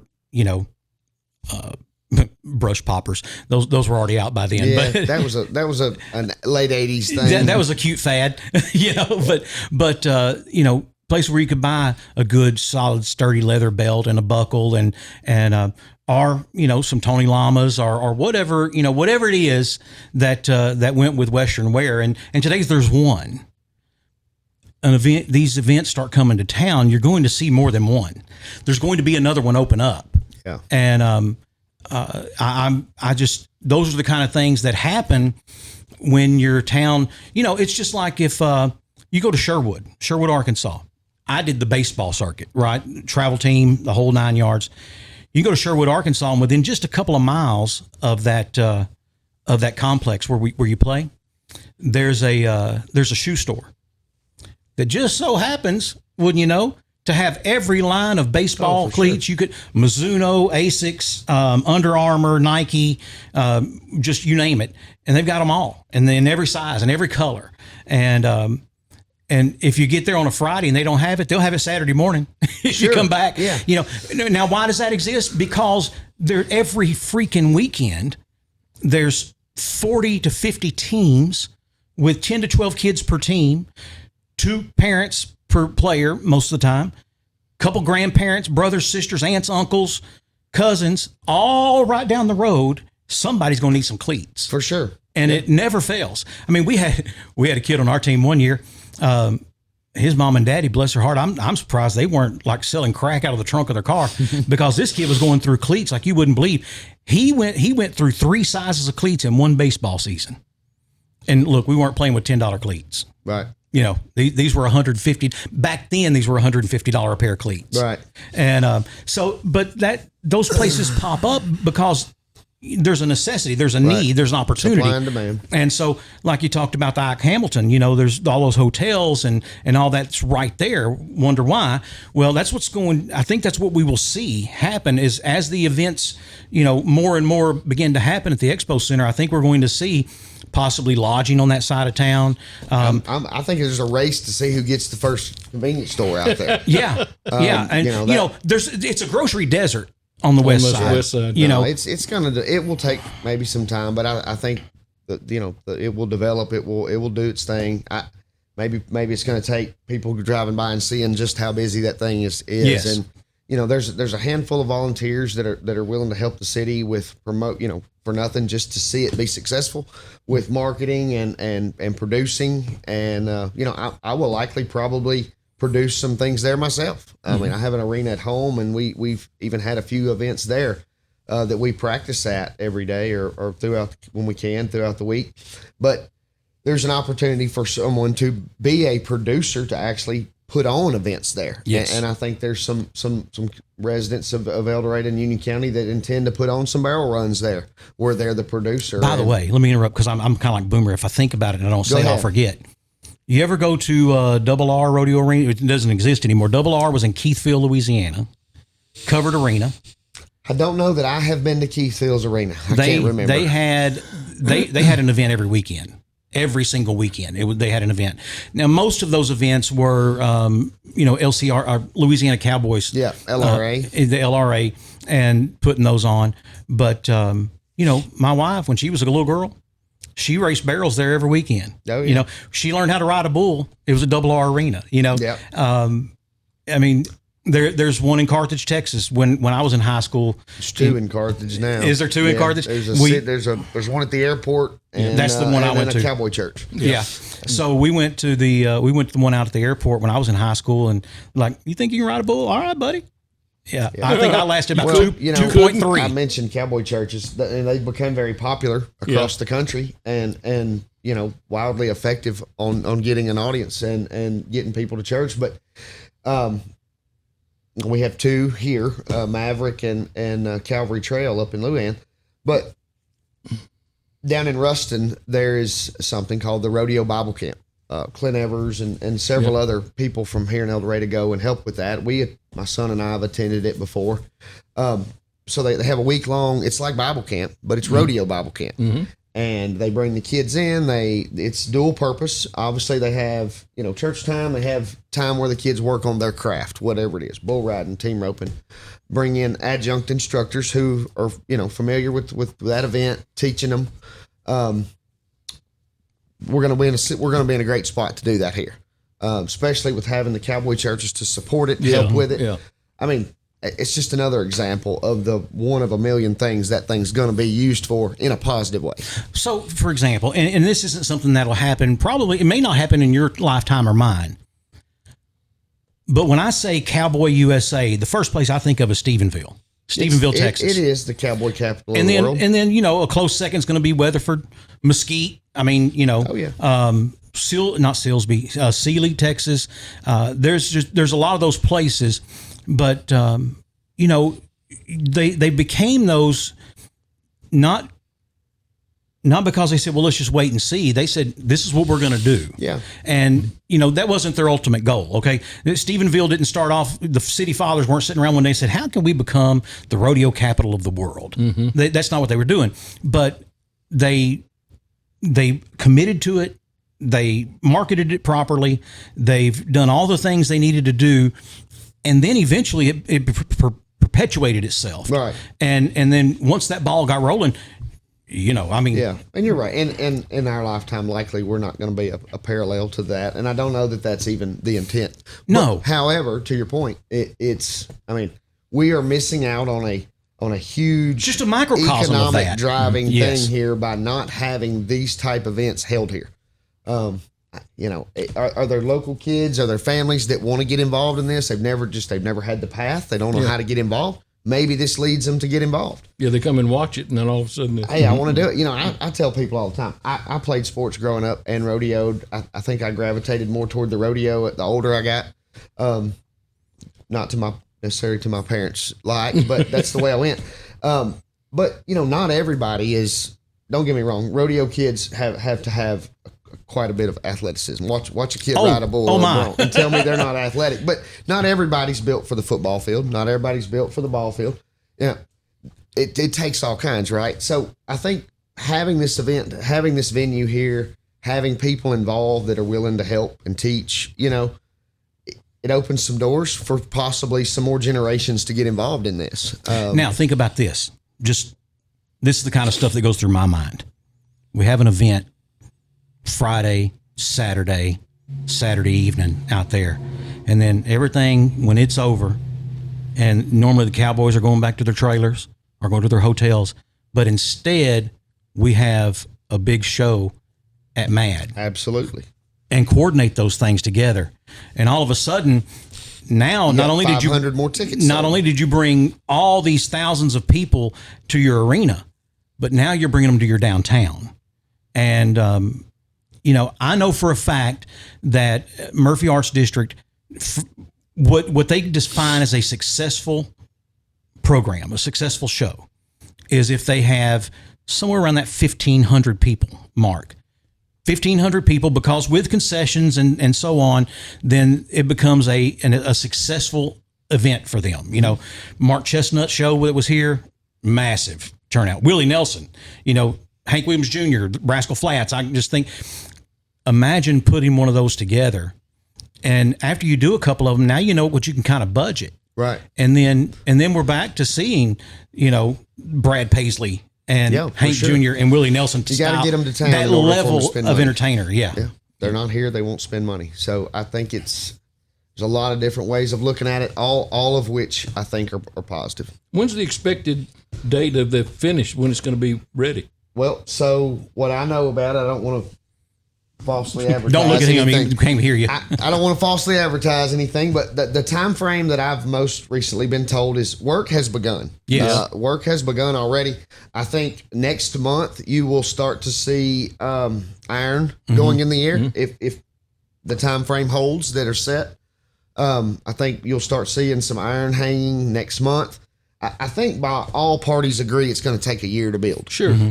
Maybe the wild card will be some of the commodity things like pad mounted transformers. We don't know when it's coming in. It's ordered, that type deal. Things beyond our control. But I think the consensus is a year from now. Okay. We hope it's open. I mean, that could fluctuate by a few months if all the commodities come in versus things get back ordered. But we're expecting like a year from now to be, the city is expecting to be opening it. I think our little internal committee that has agreed to help with it is just kind of waiting on that 50% completion mark to kind of hit. And then we're going to go ahead and start soliciting producers to go ahead and book it for, late next year shows. Yeah. So we could have, think about it like this: a new ballpark, a new intermediate school, a new expo center, all opening up. Those are the things that say to travelers, "Hey, look at us. It's a proactive area. We're investing. We're investing in our community. We're doing new things in our community." It's no secret. I am a raving fan of Dr. Stephanie Tully D'Artez at South Arkansas College. Excuse me. Right. I'm a huge fan, and her vision and the fact that she just lets people who know what they're doing do it. That's the part I love. But we had the chamber had they used to call it business after hours, and it's business hour now. They had that event over there yesterday, and I was over there at South Ark, and just they're talking about, it was just about the health and medical sciences and just the new programs that are coming in. We've known forever that they've had RNAC, which is a LPN to RN program that takes the working LPN and helps them get their RN. Well, now they're going to have a traditional RN program that's, you don't have to be the LPN first. You can go straight into an RN program. Right. And, they're going to be I think she said yesterday, 58 new RNs every year. Good. They're needed. Exactly. They're needed. The radiology techs that they are training out over there, I think she said they're currently putting 10 a year into the market. And you're like, that's not a lot, but it takes a lot to get them to that point. The physical therapy unit that they're doing over there. I mean, I was there yesterday, and all of the physical therapy people from around the area were here because they were there to say, hey, this is what we need. This is what we're looking for. I mean, so all of those things that are happening there, and she and her faculty are constantly growing for what our community needs. So when these people are coming here, let's just say they're coming through here and like, wait a minute, we could set up home base here and our kid goes to college for free. And, she wants to be a physical therapist, or she wants to be a rad tech, or she wants to be an RN. And we've got this program here. We could set up shop right here. And, it's just, I'm not saying that it will dramatically increase the population of Union County or El Dorado overnight, but over time, it certainly has the potential to do so. Absolutely. No, I mean, and I've lived here my whole life for 46 years. Driving down. You're 46? Yeah. I did not think you were that old. Drive down Northwest Avenue now, and more that hand. Yeah. And look over there at the new dorms being built, which is, that's going to be just the beginning too. And of course, that's right there, almost in the same footprint as my grandfather's restaurant, the townhouse, which the people you and I were talking about earlier have no idea what the townhouse is. Yeah. But like, there's more. Correct me if I'm wrong. There's more going on in El Dorado, South Arkansas today than I can remember in my 46 years. Ever. So somebody is stepping up and doing something. Now, like it or not, and nobody's perfect. You can always find water leaks and what's going on. But the fact that people are doing instead of sitting around talking about it is what's going to make it work. You can't be a talker. You got to be a doer. I go back to what in the world is wrong with Arkadelphia? Because let's think about it. I think for a community to really thrive, you have to have recreational water. They've got tons of recreational water, right? They have an interstate. They have two colleges, 4-year universities, and they can't grow. Now, sometimes that is, there needs to be 4 or 5 really big funerals with lots of flowers to get some people out of the way. Well, when I moved here, just to interject, when I moved here, I met a man that says, and I was attending a church. He said, I like my town just the way it is. And there are people who are like that. 4 and no more. Yeah, and that's fine. I mean, there are other towns who feel the same way, who would love. Well, actually, they wouldn't like for you to come because you're not welcome there either. Yeah, but I may have moved to the wrong spot. I look at Arkadelphia. If you took any one of those items, either 4-year university, the interstate, recreational water, and you put it in Union County, we would explode. Right, literally explode. And so you're right. There's more going on here now than I've ever seen. And I've been here 24 years. Right. And I've never seen this type of construction. And despite the trolls, this level of optimism. I mean, I still go back to between 2004 and about 2010, man, you talk to anyone on the street and it was doom and gloom all the time. Yeah. All the time. I remember our news director one time was on vacation. And so as my tradition normally was, I would cover news. And so there was absolutely nothing happening one day for news. And I was like, I'm fixing to have a news day with nothing. So I remember I went to a local gas station because gas was $4.06 a gallon.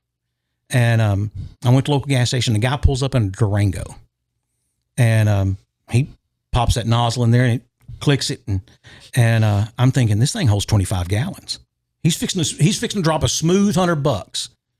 And so I walk up to him. I got my recorder. I introduced myself, and I said, "Man, can I just talk to you for a minute?" While he's like, "Yeah." And I was like, "How do you do it? How often do you fill up?" He said, "Twice a week." I'm like, "How do you drop $800 to $1,000 a month on just fuel?" And he said, "Well, we've cut everything else out." He talked about it. He said, "We don't have cable. We don't do this. We don't do that." He said, there's no eating out. There's, and he's talking about those things. And then he says, and if something doesn't change soon, we're going to have to leave. Well, gas was high everywhere. Right. But that was the mentality of a lot of people.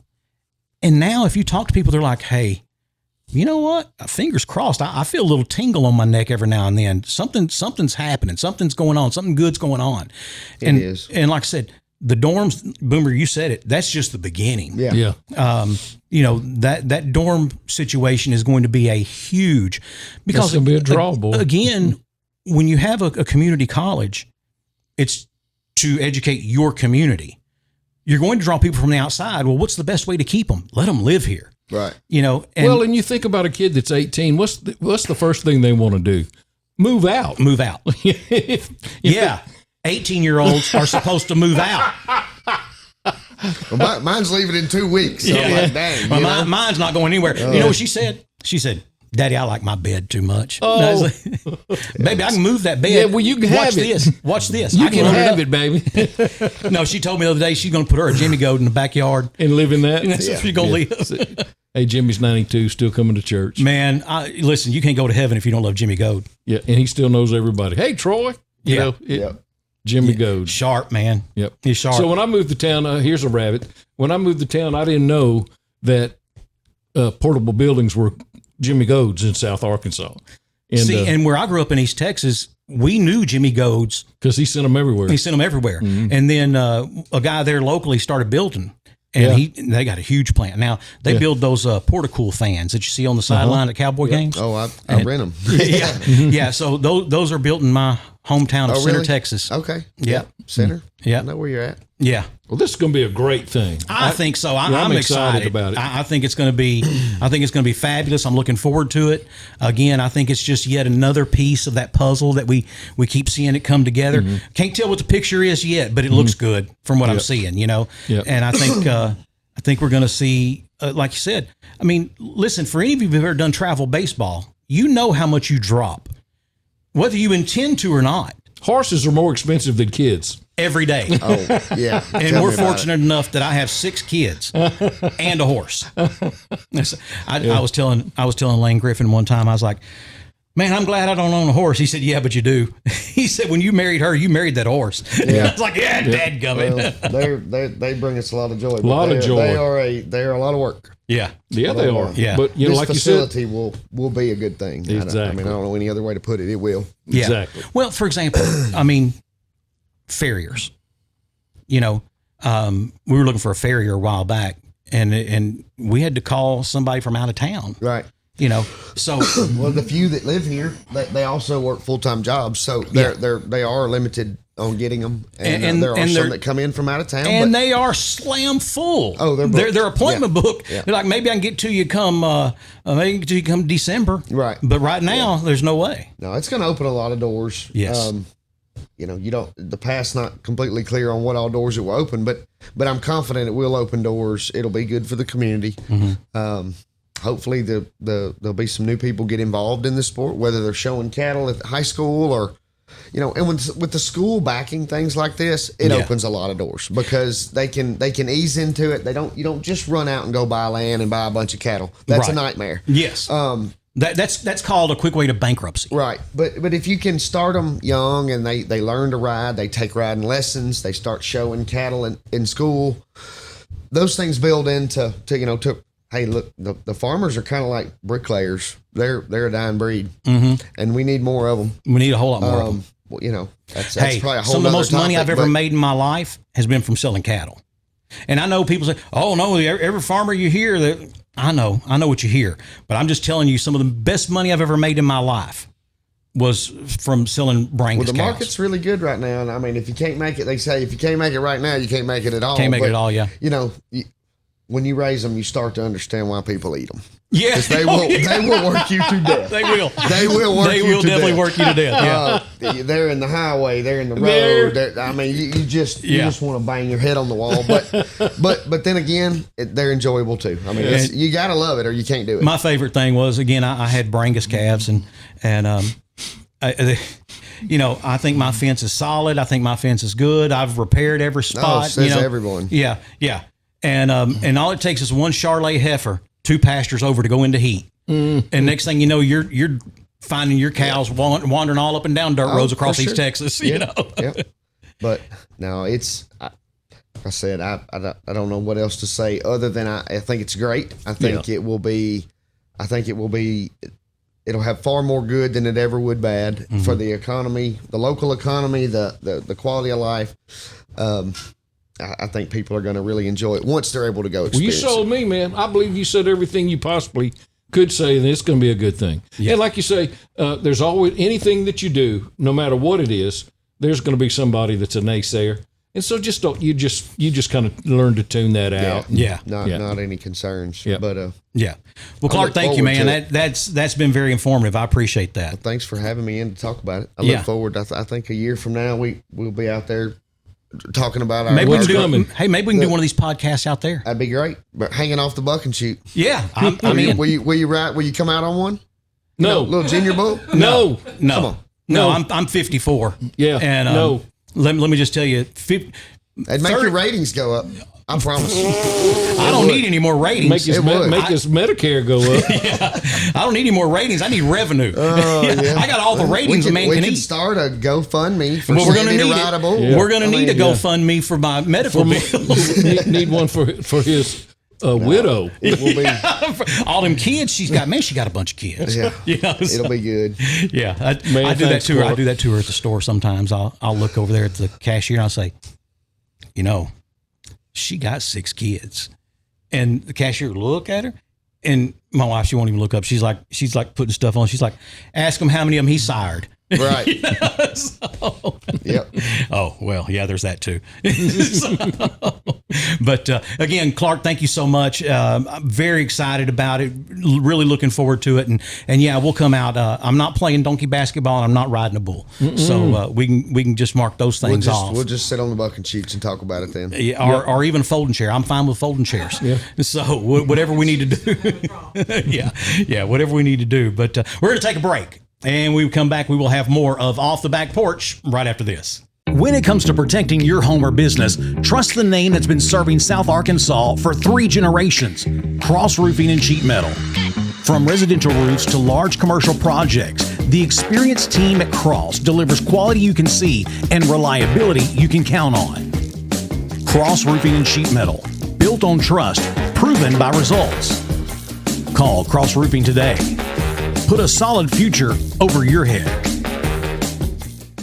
With a name you trust, you can count on us. Glen Mechanical, plumbing, heating, and air. For over 6 decades, Glen Mechanical has been specializing in HVAC, plumbing, and all mechanical jobs. 3 generations, family-owned and operated since 1956. Glen Mechanical's business is based on relationships. They support and give back to the communities they work in. Contact them for all of your HVAC, plumbing, and mechanical needs. GlenMechanical.com. Serving South Arkansas for 25 years, and all the while expanding and growing throughout the state, ProMed Ambulance is proving their motto of world-class care and hometown values. For example, their new mobile integrated healthcare communication center. This state-of-the-art facility allows communication specialists to work directly with local 911 call centers to ensure the closest medical team is always dispatched to any emergency. World-class care and hometown values. For more information and career opportunities, go to ProMedAmbulance.com. I did the right thing. I went to school, got good grades, got a good job, and worked hard every day. I paid my taxes and my Social Security. Then, when I got injured and couldn't work, the government told me I wasn't eligible for disability. Well, if I'm not eligible, then who is? With experience in disability law, the team at Rushing Law Firm works hard to help clients secure the Social Security disability benefits they deserve. Don't face the process alone. Call Rushing Law Firm today and let their experience work for you. The Rushing Law Firm, fighting for the benefits you've earned. A new shipment of express boats is in at Country Village Sporting Goods. Or maybe your boat just needs a little TLC. We have appointments available in our service department. And of course, we keep a great selection of Catalina campers. New baits, new tackle, and the latest in gear are arriving every week. So when we say everything you need to get to the water, the woods, or the camp, you know we're talking about Country Village Sporting Goods, 965 Smackover Highway in El Dorado. Like us on Facebook. Hey, welcome back for more of Off the Back Porch with Sandy and Boomer. Man, Clark Burton, that was good. He was, he knew his stuff. He did know, and you can tell that he's well versed in it, but he's behind it and he's sold on it, and it's a part of his what he loves to do too. So yeah. Dear Sandy and Boomer. No, it's not. Wait, it's not as bad as the last week's, wasn't it? Last week's? I don't remember one of last week's being bad. Okay. Well, that was funny. You talking about the girl ran in there? That slipped her on in-laws the wall. and yeah, with the in-laws and that was funny. Dear Sandy and Boomer, I'm a recent divorcee. I thought, how better to find out what men like than to ask, can you tell me what it is that men like? She withheld her name, and but she is from El Dorado. Well, I don't know if we can speak for all men. I don't know if I can speak for all men. I can tell you, Jeff Foxworthy said it best. I want something to drink, and I want to see something naked. That's pretty much sums it up. No, all kidding aside. Well, I mean, that's not kidding. That's not kidding. But there's some real basic things that men like. Yeah. All kidding aside, peace. Mm-hmm. Men want peace. Yeah. I can't speak for all men, but I can say for me, it feels like I fight every day. I'm in a battle every day. Mm-hmm. Whether because you're trying to be better. Yeah, if I just quit doing that. If you quit doing that, you wouldn't be in a fight every day. I hadn't thought about that, Boomer. I could live that enchanted life that you live. See? It's like the guy that worries about everything. And you say, well, none of that happens that you worry about. He goes, well. It must work. Must work. Then. Worrying must work. None of that ever happens. All right, go ahead. I'm sorry. Go ahead. I feel like I'm in a battle every day, whether it's a battle of good versus evil, stupid versus the Not intelligent. Stupid. Whatever it is, just common sense sometimes. I feel like I'm in a battle. The last thing I want to do is be in a battle when I get home or even be witness to a battle. Yeah. It doesn't even have to involve me. I don't want that going on in my house. Well, I can tell you for a fact that's true, that men, like you say, during the day, we're spending a lot of time solving problems and in battles. And usually by the time a working man gets home, he's used all his words that day. Mm-hmm. So, like you said, he wants peace at home. Now, he wants companionship. Just because he comes and sits down and is quiet doesn't mean he's got something against you or is mad at you, or he just wants to decompress for a while. And it's good to let him have that.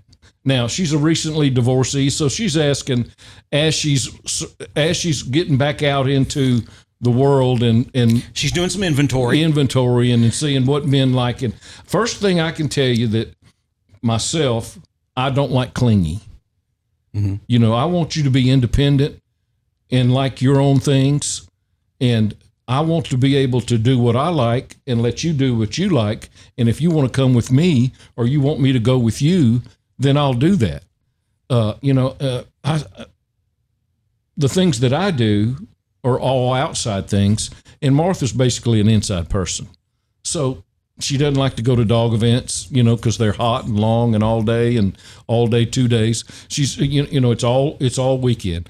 And for years she asked me, are y'all going to do that again tomorrow? I said, every time. It's going to be all day Saturday and then all day Sunday too, for those dog events. And so she's been to some of them before when we first had our dogs. But men want women to be independent.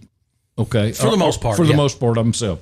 Now, let me just say this. Boomer says he's an outside person, and Boomer used to mow and manicure my lawn for me. Yeah. There's never been a time where I came home and I was like, man, I remember how good Boomer did that lawn that time. Not once, but I can tell you every time I've ate some of Miss Martha's gumbo. We have a winner, folks. Yes. And it's not him. Well, see, she's asking what men like. Yeah. Gumbo. Yeah. You get the way, the old adage, the way to a man's heart is through his stomach. Mm-hmm. And that's true. If you can cook, and Boomer, you got to be careful. They'll trick you. Yeah. Because some of them got some tricks. Listen, that beautiful little brunette with dark eyes and olive skin I'm married to. Yeah. So one of the first rattles out of the box, one day she's like, well, I'm going to cook supper. I was like, okay, she laid it out? She laid it out there, brother. She hand battered some chicken tenders and fried them up and had mashed potatoes and green beans and skillet corn and, cornbread. And just laid it all out there. That was 13 years ago. That was it? That was the first time? So Cam says to her a while back, said, it's been 13 years since you made them chicken tenders. She's like, I'll get back around to it. Well, she said it worked the first time. Why would I try it again? Why do it again? That's right. So they'll trick you. Yeah. We used to have a girl that would come over and bring her Pyrex for us to put food in. So it looked like she cooked it? Yeah. The Boomer, you said, we said a man wants peace at home. Yeah.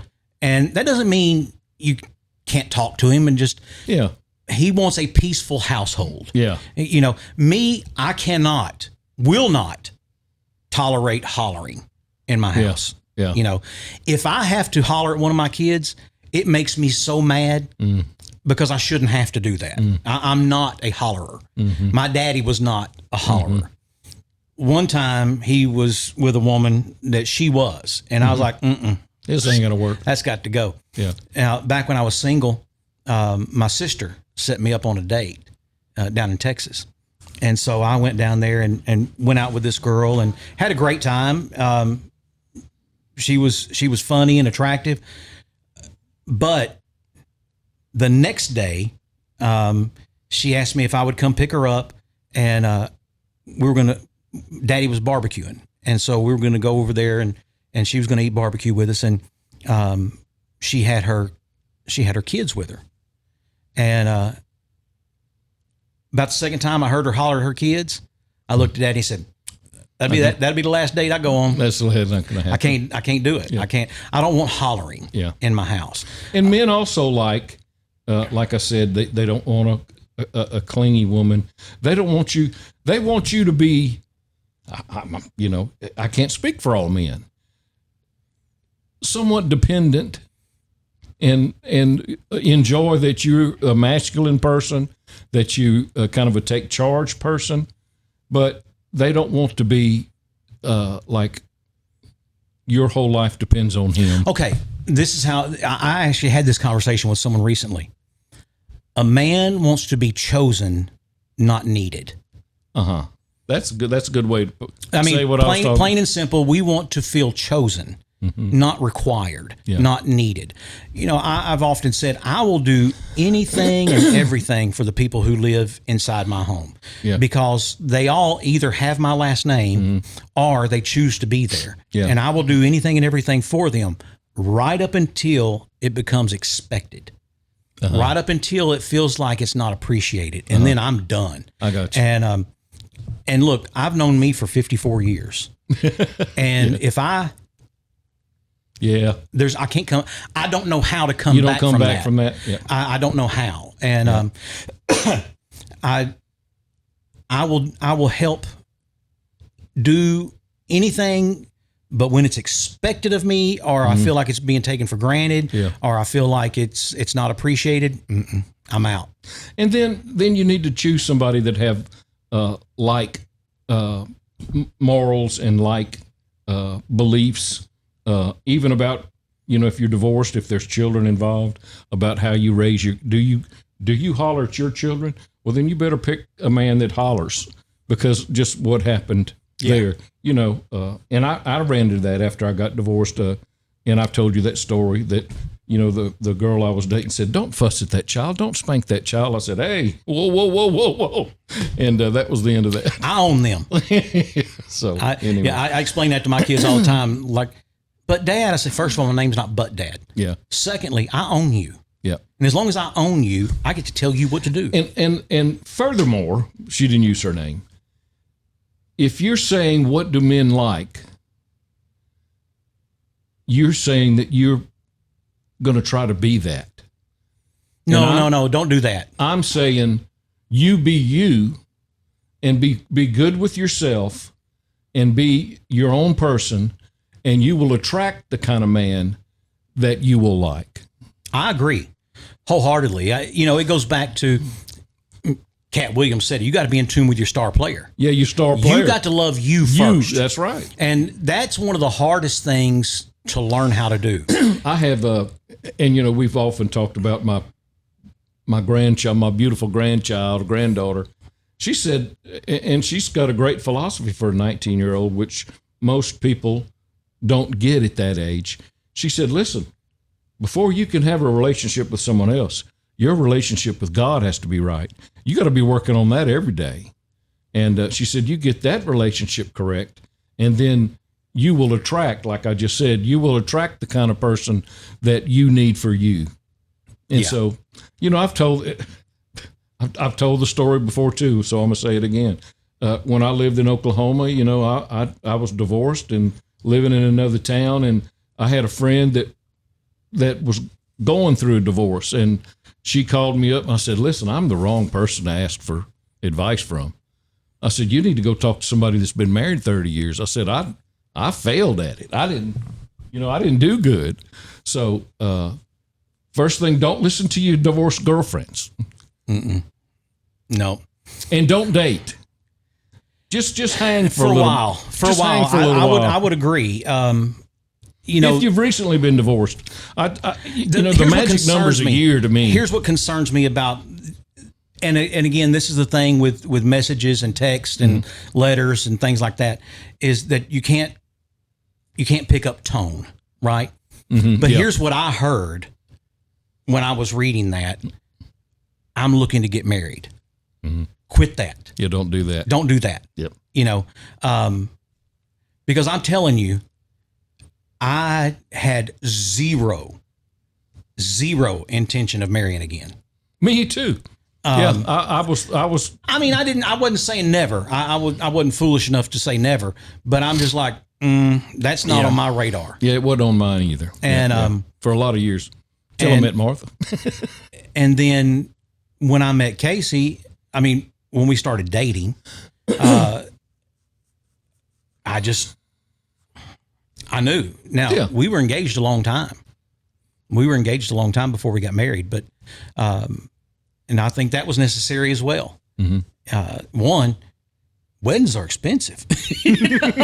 So we had to save up some money. We had to pick up some cans. You know what the average cost of a wedding now is? I'm afraid it was 40 grand. 35. Yeah. Now, who's spending 35? I mean, that's a cheap wedding. You know, it was a morning show that I was listening to, a national one, and it was New York whatever Times that was doing the statistics on that. So it was nationally, I guess, or in the Northeast, where things are a lot more expensive or extravagant. So anyway, 35 grand. Well, I can see it very easily because, look, Casey and I got married on the putting green at El Dorado Golf and Country Club. Okay. Mark and Joyce Witten helped me build the arch that we got married under. Yeah. Actually, they built it. I just kind of watched. And, but I mean, Casey and her mom did all the floral arrangements. So we weren't paying for a whole lot. And that wedding was still over 10 grand. Hush. Over $10,000. Now, we had good food at the reception. We had an open bar. You know, there's some expense there. Yeah. But yeah, it was pretty cool that day too. Whoo, it sure was. Yeah. and good thing. You know, because a hot wedding is horrible. Oh yeah, but it was a little too cool. Yeah, it was pretty cool. And you know, it was the bad part is that morning it was warm and muggy, and you just felt like as the day went on, it would just become more. It's an April wedding, you know. What was the date? April. Yeah, was it April? Yeah, April 5th, and so you just think, okay, the day's gonna. But as the day went on, it started getting cold. Yeah, and then by the time we got married, I mean, it was cold. It was cold, and it was like an afternoon wedding. Yeah, like 4 o'clock. 4 o'clock. Yeah, so. And but we had a great time. Went upstairs afterwards. Held a reception upstairs at the country club, and it was a blast. I mean, just I've still got a video on my phone of Thomas Teacock Mangum and Cheryl. And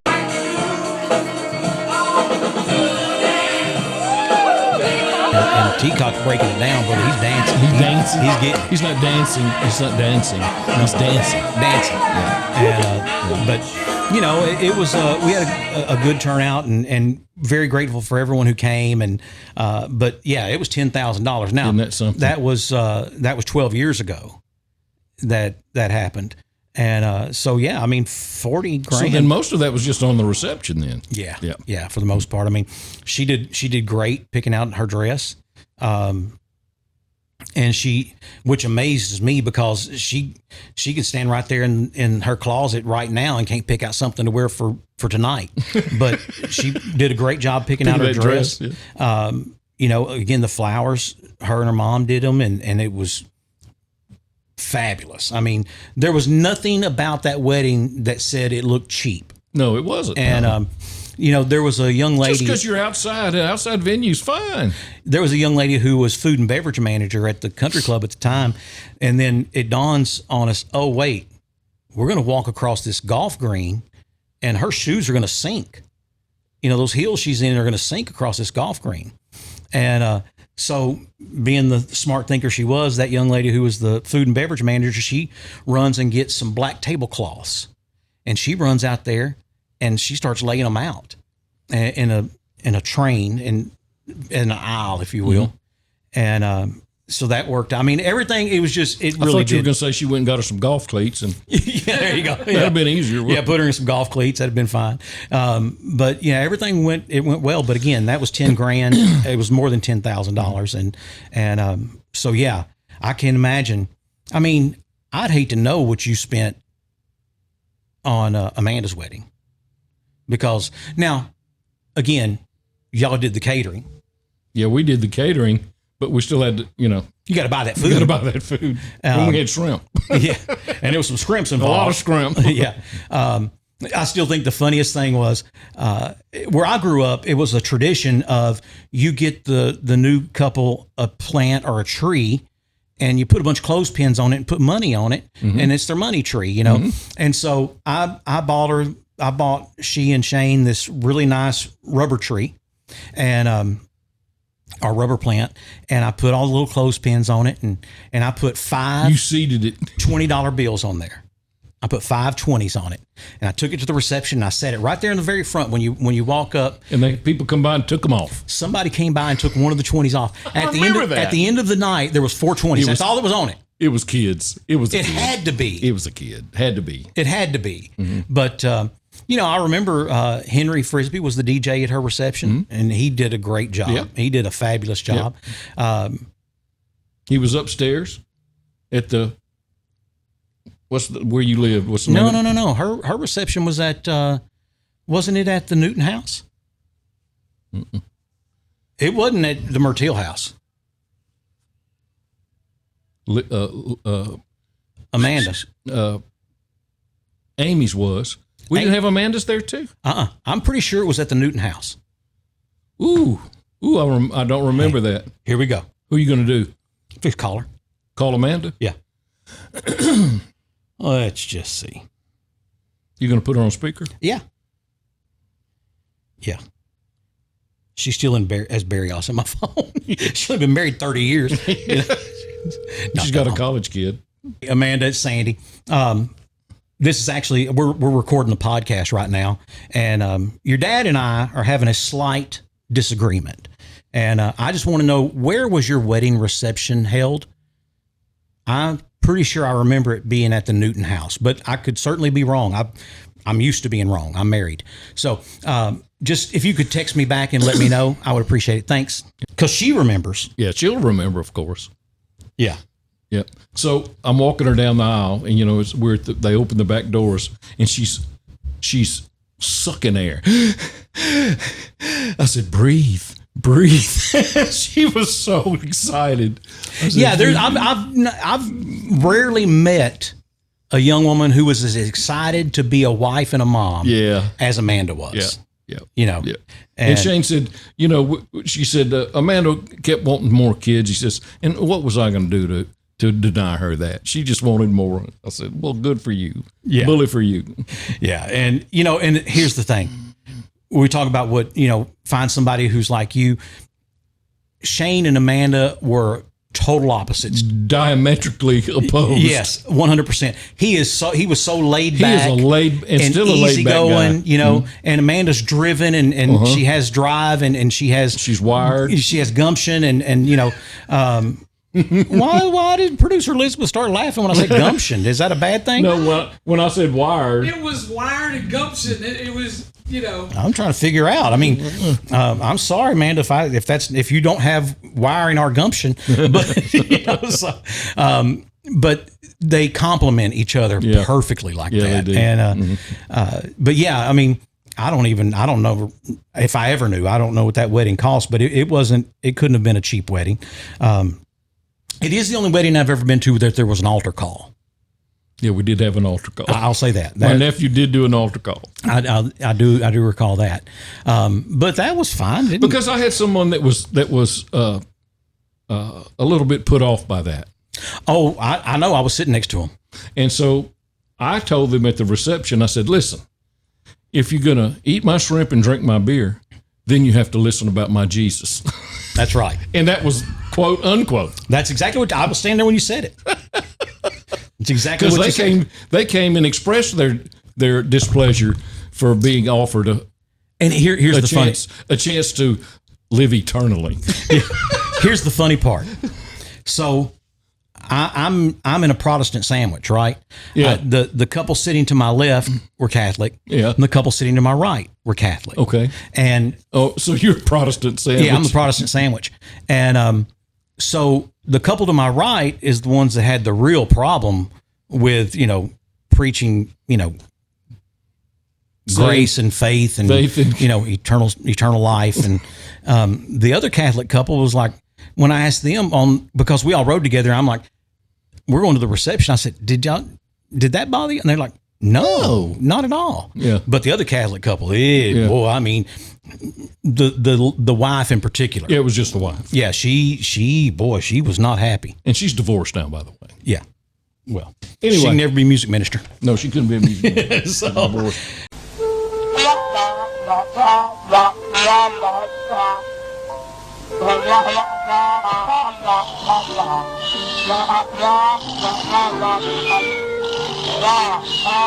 here's what I gathered from all that.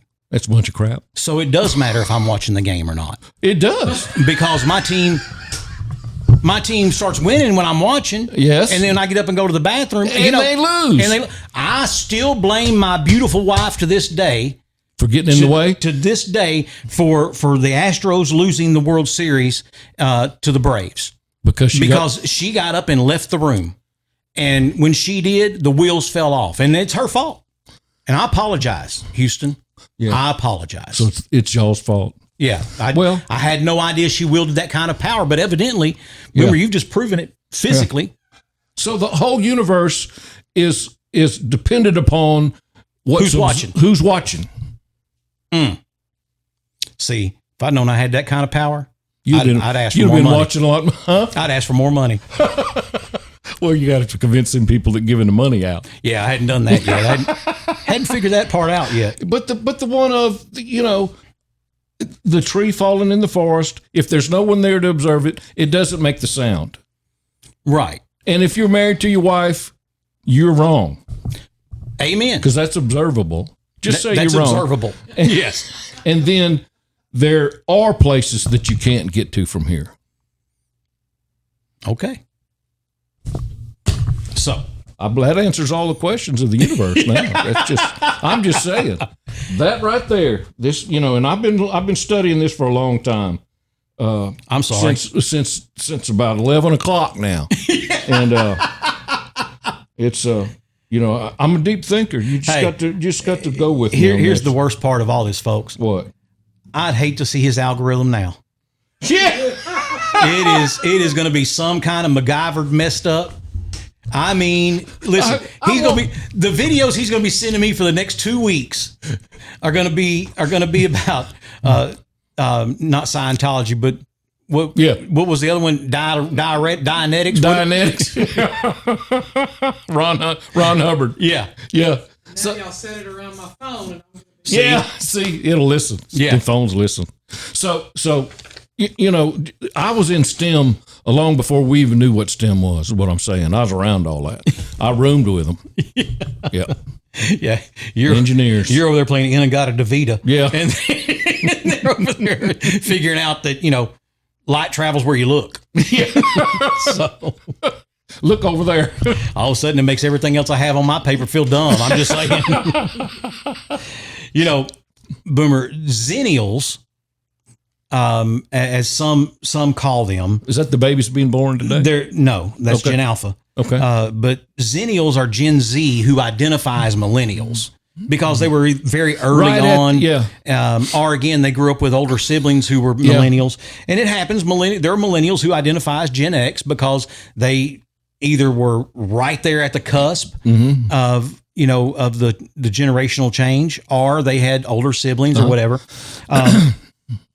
But I have no quarrel with Zennials who are Gen Z that want to identify as millennials, or millennials who are Gen X, or millennials who want to identify as Gen X. No quarrel whatsoever. Yeah. Here's what I do have a problem with, and that is millennials who want to be Gen Z. That's creepy. Yeah, if you try, that's just And we had a mutual friend that he was single, and every weekend he would go out. And he would go to one of the clubs here in town. And I remember Amanda and some of the other ladies who worked there for us, they were single, and they'd say, yeah, but every weekend he looks like a pissed off teenager. And he's 45 years old. It's just not a good look. And that, that's creepy. Yeah. Stop it. Yeah. Don't be what you're not. Yeah. When my grandkids were here a couple of weeks ago, they were trying to get me to do some of the things that they do, and all that kind of stuff. I said, Pops, no way. Nor will I use any of y'all's lingo. No way. Yeah. Because I remember being a teenager and hearing older people trying to, use the colloquialisms or the euphemisms that the young people use. I'm going, oh, dear Lord. Groovy. Yeah. Far out. Far out, man. Yeah. I don't remember any of ours. Dude. That was dude. Yeah, dude. Yeah. Dude was the biggest one. Let's see. Oh, Boomer, I wrote this down because I thought this would be important to share with our audience, and that is I've started doing something new. I don't know, do you get just random phone calls? And it's like a number, and you're like, I don't know who that is. Yeah. I get those. So here's what I've started doing. I just write those numbers down now, and I go to Craigslist, and I put it under the heading insanely cheap concert tickets, and I just put that number. Great idea. Yeah. Figure, hey, you want to talk to somebody so bad? Yep. You can get all the phone calls you want. Yeah. Nobody calls each other. That generation, they don't call each other. It's all about the text. Yeah. Well, just never mind. Yep. I remember trying to explain to both my mom and my dad how to FaceTime.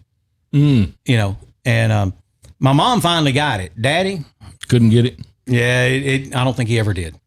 So a buddy of mine, he'd bought his elderly mother he's my age, so he had an elderly mother. She's passed now, but bought her a phone, and she, showed her. She got her on Facebook. Well, she had a habit of just bumping up on Facebook Live. She'd be sitting there in her gown or whatever, and she didn't know she was on Facebook Live, and so I don't know how. I guess you could still call somebody if they're on Facebook Live. I guess. Yeah, I guess. Yeah, I guess I've never tried to. And so she's like a long way from here. Yeah, so it was just That's hilarious. Funny. It's like, hey, Boomer, your mom's on Facebook again. Yeah. Oh, man. Yeah. That's here's. I heard someone was telling me this. I don't think it was a national thing or a TikTok or something. This somebody was telling me that their mom thinks that her child is in charge of how Google looks every day. It changes daily, and it'd be like, I don't like that Google. Can you change it? And it was a daughter. I'm trying to remember who it was, and she was like, Mother, I have no control. Well, yeah, you're the one who set me up on all that. I mean, I don't like that. Can we do something different? Well, Mom, I've already done it. It'll be tomorrow before I can. But I'll have you a new one. I'll have you a new one tomorrow. Yeah. But if you don't like it, don't call me, because it'll be the next day before I can have another new one. Yeah. Yeah. Mom, I tell you, I have to code all night. Yeah. To get that. So yeah. But just send me the code and I'll do it. I do remember a friend of mine whose elderly father thought that if he just typed in a status on Facebook, the only person that could see it was his son. And oh my, at some of the stuff that, he put out there. And so the son ends up becoming an administrator on his dad's page so that he can take some of this stuff off, because some of it was out there, Like, did you see what so-and-so was wearing at church the other day? Looked like a $2 whore. I was like, hold on, Dad. Hold on. Oh man. Have you seen the video of the older man at the Cubs game who slaps the head of the kid who won't stand for the national anthem? Yeah. Now I don't advocate slapping anybody. I am not. But maybe lean down and say, listen, young man, we got to stand for our national anthem now. Well, and he did. He did lean down to him a couple of times and tell him to stand up, and the kid wouldn't stand up. And so if you haven't seen the video, it's at a Chicago Cubs game, and they're doing the national anthem, and they're kind of right behind home plate. And there's an older guy. He was a Vietnam veteran who leans down to a younger guy, looked to be probably 19, 20, he was, so very early 20s, and told him to stand up a couple of times. Kid wouldn't stand up, so the old man just pow. I mean, hits him in the back of the head. Well, it worked because he stood up. The kid stood up. Yeah, and I saw an interview with the man, and he was like, "Hey, look, I overreacted." He said, I apologized to him. Off and he said, I apologized to him. He said, but I still believe you should stand for the national anthem. He said, I went to Vietnam. I lost family members and great friends there. And I think you should stand. But he said, I shouldn't have popped him in the back of the head. And he said, what everybody who has an opinion on it doesn't realize is by the end of the evening, that young man bought me a beer. And we've had several conversations since then. Mm-hmm. And he said he's a great young man. He said the problem was he was just never taught. Mm-hmm. He wasn't taught to stand during the national anthem. I thought that was a normal thing. I did too. I mean, everyone knew that. Well, if you see everybody else standing, you say, "Well, I guess I better stand up." He didn't understand the disrespect it portrayed by not standing. Yeah. And look, there's times at church I stand and I'm like, man, I'm not standing up. I'm tired. I'm over here with a bad hip, bad knee, whatever. But I guess no one had ever taught the young man. Yeah. And unfortunately had to learn that lesson the hard way. Hey, something I saw today, Brenda's raking across South Louisiana right about as we're taping this. And they always whether it's the Weather Channel or Fox News or NBC or whomever, they're going to stand somebody out in the wind and let them broadcast in the wind. Yeah. I'm here now on the coast. Yeah. And there's one years ago where a guy's acting like he's deep in the water, and then two guys walked behind. They walked behind him, and anyway, right at the end of this, when they panned back, he told his cameraman to pan back so you could see the waves breaking further on down the shore. And right in one of the condos at the edge of the shot, here comes a guy with a surfboard. I said, "Not a good idea. Yeah, not a good idea." Hey, that's why they have the Darwinism Award. Yeah. Yeah. So that's another. If you've never looked up the Darwin Awards, yeah, go look it up. Yeah. Matter of fact, I think we'll do those next segment. Yeah. I've got some. I've got some saved in my computer, so I'll print those off. We'll do those next segment. But the Darwin Awards, and I still remember my favorite, absolute favorite. For years, the requirement was you had to die. Yeah. To receive a Darwin Award because they had to take you out of the gene pool. Yeah. Well, this gentleman didn't die. My favorite one. He didn't die, but he's out of the gene pool. Okay. So we'll talk about that. We'll talk about that here in just a few moments as well. Going to take a break. We'll be back with more of Off the Back Porch right after this. Leadership matters, and El Dorado is moving forward. Under Mayor Paul Choate, we rebuilt streets and our wastewater plant without raising taxes. We strengthened public safety, upgraded parks, expanded internet access. New businesses are investing here. Jet service to Dallas is connecting us to what's next. Safer streets, real progress, a city working together. I'm Paul Choate. Together we've made progress, and together we can keep making El Dorado the best it can be.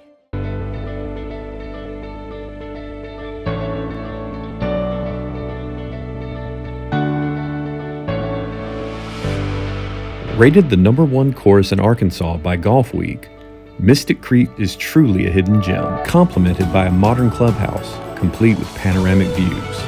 It also features a fully stocked pro shop and Mystic Grill serving contemporary American cuisine and Southern classics. Mystic Creek promises an unforgettable experience. Bad things happen, and of course, they never happen at the right time. Maybe it's just a little bump and cosmetic damage, or it's turned into a huge insurance claim and you just don't know where to go next. That's why so many of your neighbors and friends call on Cook's Body Shop in El Dorado. From the minor to the major, Cook's Body Shop is in your corner. Need someone to help you deal with insurance? Look to Cook's. Need advice on what to do next? Look to Cook's. Need a free estimate? Look to Cook's. Bad things are going to happen, and when they do, look to Cook's. When it comes to your family's financial future, peace of mind matters. At Harrison Financial Management, they are right here to help you plan, grow, and protect what matters most. Whether you're planning for retirement, investing wisely, or securing your family's future, they will guide you every step of the way. Harrison Financial Management. Your future, their commitment. Welcome to Davis Farms Country Market in El Dorado, Arkansas. This is more than just a place to shop. It is a place where local farms, markets, and families can share what they do best. Inside, you'll find fresh produce, locally raised beef and pork, farm fresh eggs, jams, honey, seasonings, baked goods, grilling supplies, and plenty of Arkansas-made favorites. There's also a deli serving sandwiches, salads, gumbo, and other tasty choices. So whether you are planning supper, shopping for a gift, or searching for something delicious, stop by Davis Farms Country Market. Just be careful. You may come in for one thing and leave with 17. Davis Farms Country Market. 32 years ago, a young Robert Rushing began his life of public service joining the El Dorado Fire Department. While saving lives during the day, Robert Rushing put himself through college and law school at night, eventually opening a law practice in 2010 to protect and serve the rights of people in South Arkansas. By the way, he was still working as a fireman at the time. And after 23 years of service, Robert Rushing answered the call again and was elected as city attorney. Today, Robert Rushing still has that desire to serve. Re-elect Robert Rushing as El Dorado City Attorney. Hey, welcome back for more of Off the Back Porch with Sandy and Boomer. And Boomer, not just off the back porch, but on the big couch. That's right. So, Boomer, I took my shot earlier at Gen Z. You did take a. You was over the bow. Yeah. Well, now it's time to take a shot at liberals in general. Okay. So I wrote this down because it hit me the other day, and I'm like, I need to write that down. So I wrote this down. Liberal logic. Okay. You say trust the science when it comes to vaccines, but you refuse to acknowledge science when it comes to the basics of human biology. You condemn Christianity because you say it's intolerant, but you rally behind the Palestinian Islam that promotes the beheading of non-believers, oppresses women, and certainly does not believe in the rights of the gay or the trans community. Mm-hmm. Do you see the problem when you condemn an ICE agent who shot a woman that was trying to run over him, but you laughed and praised when Charlie Kirk was murdered for having ideas? Mm-hmm. And they did. These are the same people that claim ICE is breaking up families, yet my dad had to die alone in the hospital room during COVID. Yeah. With no one there. Yep. And Tom Holman says, if I get arrested tonight for a DUI and I have my children in the car, they're going to separate me from my children. Yes, exactly right. Look, it boils down to this. The people whom you believe are in power and on your side, they are not. Mm-mm. You are a pawn. Just like we are for people on the right. We are a pawn. Mm-hmm. So if you're going to be a pawn who thinks for yourself. Sure. Mm-hmm. And does not just jump on the latest, greatest, newest fad. Mm-hmm. By the way, all the leaders of DSA right now are all rich people. Yes. By the way. Yes. They're actively trying to recruit minorities, and they're actively trying to recruit normal people. Hey, I heard the lady say it. She didn't use those words. Yeah. It's the thing it comes down to, and I'm not just picking on the Democrats, but again, let's go back to who won the Democratic nomination for president in 2016. Now, who did they nominate? Bernie won it. Bernie won it. Running away. But that's not who they nominated, right? Right. And then in 2020, Bernie won it. But that's not who they nominated. And then in 2024, they just said, screw it, we won't even have a nomination. Yeah. We're just going to put... How do you feel good about a candidate that the last time she was in a nomination process, she got less than 1% of the vote? And the party just said, that's our go-to. And she's going to run again. She's in the run-up. Yeah, I mean, I don't know if she'll actually run.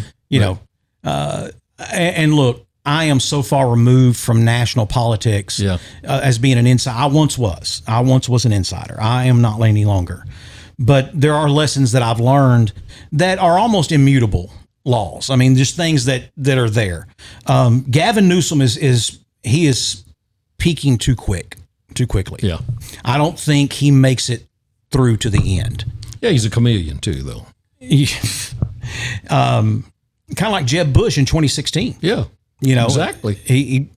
He peaked way too soon, and then by the time he dropped out, he was all the way down there at the far end of the stage. He was. It's like, and look, love the guy or hate the guy. Trump was observant. He's like, well, Jeb, he said, if you did a little better, you'd be down here closer to us.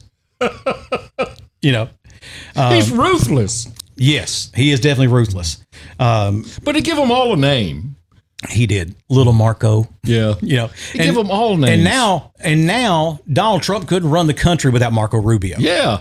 And, Hey, Marco Rubio, most of the time, is the smartest guy in the room. Yeah. Or else he has a way of demonstrating it. Of coming across that way. And enunciating it. Yeah. And, I'm just going to tell you, a Latino president, not the worst thing in the world. He's not going to get the nomination, though. Who's going to get it? The vice president. You think J.D. Vance? I'm okay with J.D. Vance. I am too, but Marco needs to be vice. Well, Marco needs to be in the mix. Yeah.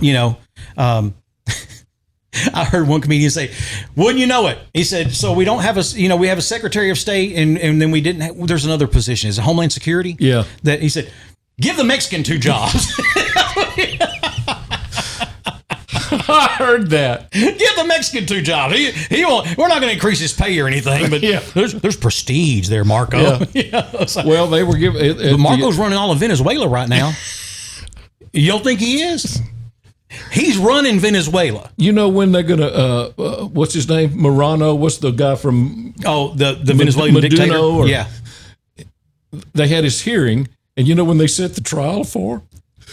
June of 27. Bruh gonna stay in jail. Gonna stay in jail for a year. No bail for you. No bail for you. So, yeah. Well, Marco's running stuff. But now I want to tell you, I called Benjamin Netanyahu. I called him this morning. Oh yeah. I said, listen, Bernie, what do they call him? Benny or BB? BB. I said, don't come over here, and don't come to New York because Mandami's going to arrest you. I can't wait. But Boomer, I'm rednecked like that. If they say, don't come over here because I'm going to arrest you, guess the first place me and Bubba's fixing to load up to go. Crimes against humanity. Bring it on. Well, he doesn't have the authority. No. And if he did arrest him, he would go to jail. Yes. But by the way, you think the Secret Service protects the president? You let one of those foreign guys come over. What is the Mossad? Yeah. Yeah. Yeah, the Mossad's for real, baby. Hey, and let me tell you. You walk too close to Netanyahu and you'll find they'll out. shoot you. And by the way, any Israeli airline, you can't hijack them. No. Because you ain't getting in the door. Never been hijacked. Because you ain't getting in the cockpit. Yeah, you're not getting there. So you can kill everybody back there, but you're not getting in the cockpit. You ain't getting in the cockpit. Yeah. Yep. Listen, there's some really, I mean, like the time I ran into Taylor Swift, literally. Yeah, I found out bumped, real quick just how real quick. much security she had. Mm-hmm. And so I was at a George Strait show, and the show was in Shreveport, and not the one with Martina McBride that I was talking about earlier, but this was a year or two before that. And so she just finished on stage. Taylor Swift was the opening act. Well, actually, I think it was Ronnie Millsap, then her, and then it was going to be George. And so real quick between her and George, I'm going to run down to the restroom. And, I'm back in Shreveport, Bossier. It's where I started my career. So I'm seeing a lot of people I know, a lot of radio people. And, I'm walking down this little hallway and guys like, hey, Sandy, hey, man, what's going on? And I bump into this lady, young girl. And I just did one of those, oh, I'm sorry. And I touched her. I touched Taylor Swift. And about 6 dudes in white T-shirts that didn't fit a child jumped out in front of me with them big black felt cowboy hats. Sir, step away from Miss Swift. Hey, man, easy. Step back. I mean, it was that fast. I didn't even see those guys till they were like right there. Yeah. And, I mean, scared the living daylights out of me. The bejesus. Yeah, I mean, but it was an honest, you bump it. Oh, I'm sorry. Yeah, you didn't obviously know. I didn't see you. Yeah. And that's back when she was just a young YouTube kid. That wasn't after she became the star she became. Mm-hmm. And had a $35 million wedding. Yeah, that's the thing. Now you wouldn't even get in that hallway. Yeah. And but man, and I mean, and she was so pretty. Yeah. She's I mean, I know she's not anymore. I think she's still pretty. No. But she's very liberal. That doesn't matter if you're pretty or not. Yes, it does. No. It makes you ugly. No. Yes. Boomer. Yes. No. Yes. No. I mean, there are some very attractive liberal women out there. No. Yeah. No. Yeah. Maybe to you. I mean, hey, because you lean. You kind of lean. I ain't got no lean. Just because you lost all your guns don't mean you have to be. Well, it was a boating accident. But let me say this. Well, hang on. I was going to finish telling you that there's more to this story. That little girl who used to be on Who's the Boss. Oh yeah, Who's the Boss? Yeah, Tony Danza's daughter on Who's the Boss. Yeah, Alicia Milano. Yeah, she's nutty as a bat fart, man. She's liberal crazy, yeah. But she's still fine. No. Yeah, she is too. Anyway, Taylor Swift. When I saw her for that brief moment before old dude jumped up there in front of me with his barrel chest and narrow hips. Before that, she was just naturally pretty. Yeah, she had on makeup and all. Don't get me wrong, but you could tell she just naturally was pretty. So. Yeah, she's a pretty girl. Yeah, and so is Alyssa Milano. Yes, but as far as leaning left or leaning right, they're all lying to us. Oh yeah. They all lie to us. Yes. And they got us divided. Now there's more reasons to divide us now. They got a lot more things, the alphabets and all that. But it used to be abortion and guns. Yeah. But now they got some other things. Oh, they got tons of things. Yeah, if they can't get you on abortion and guns, then they'll, like I said, they'll get you on vaccines or whatever it is. Just whatever the next. And don't think just because you're a Republican that you're any better. No. You may be more moral, but I don't know that. I don't know that, but there's a whole bunch of Republicans I wouldn't let within 100 yards of my house. I got you. Yeah. Well, I'm not going to tell that story. No, don't. But anyway, we talked about it a while ago, Boomer, and that is the Darwin Awards. Yeah, I wanted to hear your favorite. Yeah, I'll tell you my favorite at the end. But how about this one? This is the Darwin Award winner from last year, from 2025. And he died? Yes. So that was a prerequisite for all of 99% of the time, it is required for the person to die. Because, again, the Darwin Awards are the survival of the fittest, and it's the thinning of the herd. And to thin the herd... So they have to give this award... posthumously. Yeah, posthumously. And so this goes to Curmudgeon Award. This goes to a Russian soldier. His name is not given, but it says you're wearing body armor in a war zone in the Ukraine. You spot an abandoned MacBook. You want said MacBook, but where do you hide it? Quick reflexes, a Russian soldier slid that MacBook into his chest armor pocket. The problem was he had to remove the ballistic plate that was in charge of saving his life to fit the MacBook inside of his pocket. And now the MacBook is his ballistic plate. Yeah. He was shortly thereafter killed and his body was retrieved, providing a hearty laugh for all of the Ukrainian soldiers who posted pictures of him with the title Instant Karma. Talk about karma. Stealing a MacBook and getting unalived. They reportedly found a stolen iPad as well. Now, I'm wondering, where was it hidden? Yeah. In the back plate? In his drawers? But if you take the ballistic plate out to put the MacBook in, you deserve whatever happens to you. Yeah. I think God's will has been done in your life. Speaking of God, how about this one?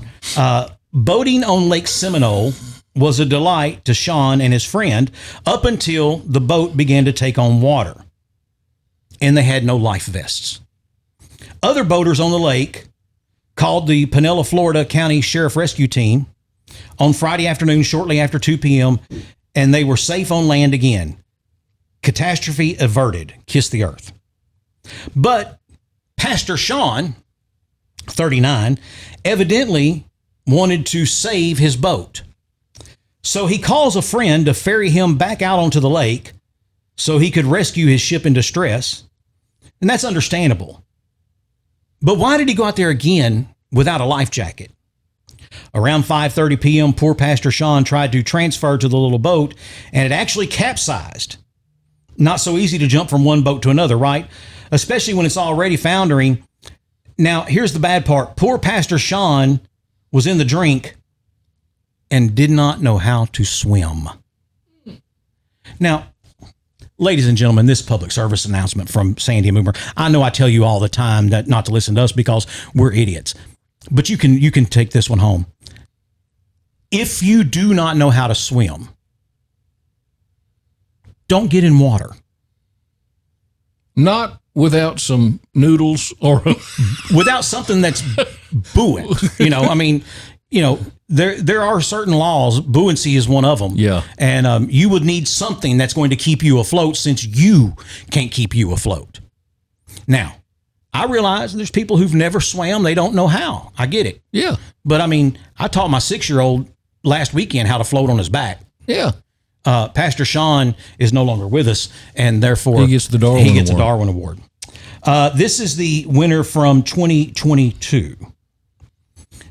On January 19th of 2022, authorities were making a welfare check at a Pomfret, Maryland home where they found David Riston dead alone in his house.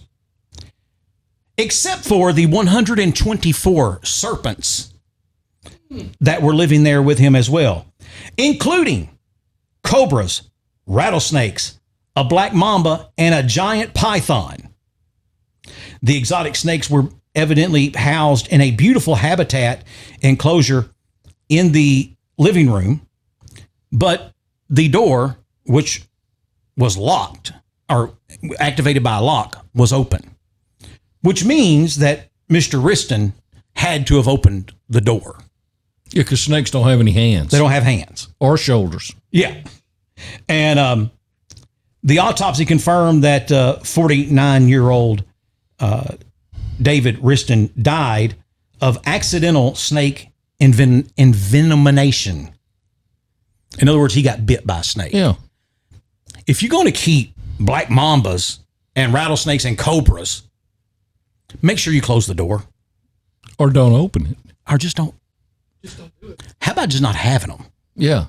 Because when that boa constrictor, it was laying next to me. No, it wasn't. It was sizing you up. It was measuring you. Yes.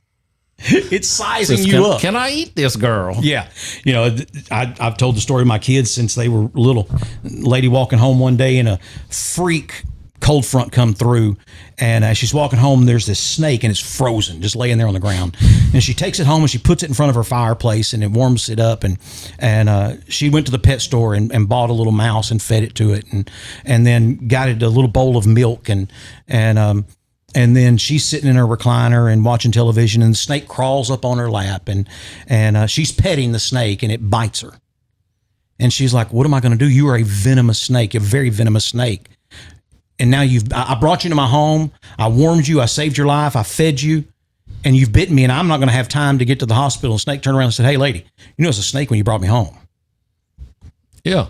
Just don't do it. Yeah. Just don't do it. That's the simplest thing. Here, leave the snake there and bring the mouse home. Yeah. Give it one of them little round things like a hamster and let it run. Let it run in that. Yeah. Feed it cheese. Yeah. South of Lake Charles, Louisiana, Cameron, Black Bayou Drawbridge was closed to cars and open to boats. Evidently, this was an irresistible Friday night challenge to 2 Texas men. Here we go. The Chevy Cruze stopped on the Black Bayou Bridge, and a Texas man emerged and pushed up the safety gate for the drawbridge. His second mistake was to jump back in the vehicle and accelerate rapidly up the opening drawbridge ramp. Yelling out the window, "Shoot the gap." He's watched Dukes of Hazzard too many times. You know, Boomer, you can't live long if the road's IQ is higher than yours. Yeah.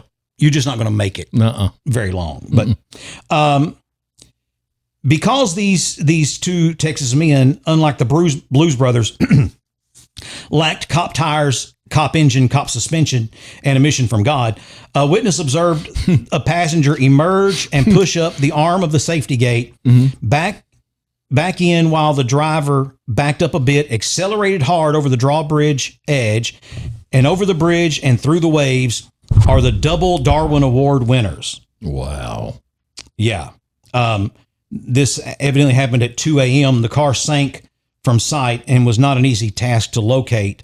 Louisiana State Police divers eventually located it and lifted the vehicle with pontoons and recovered the two drowned bodies from Black Bayou.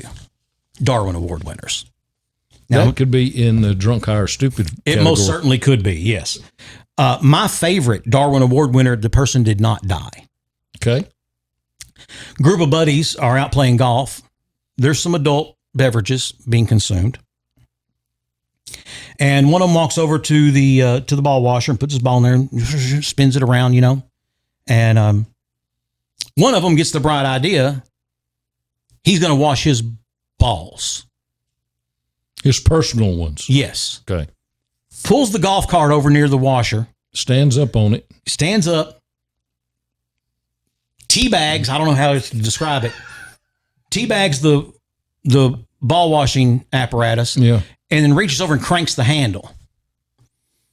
And it ripped his genitalia off.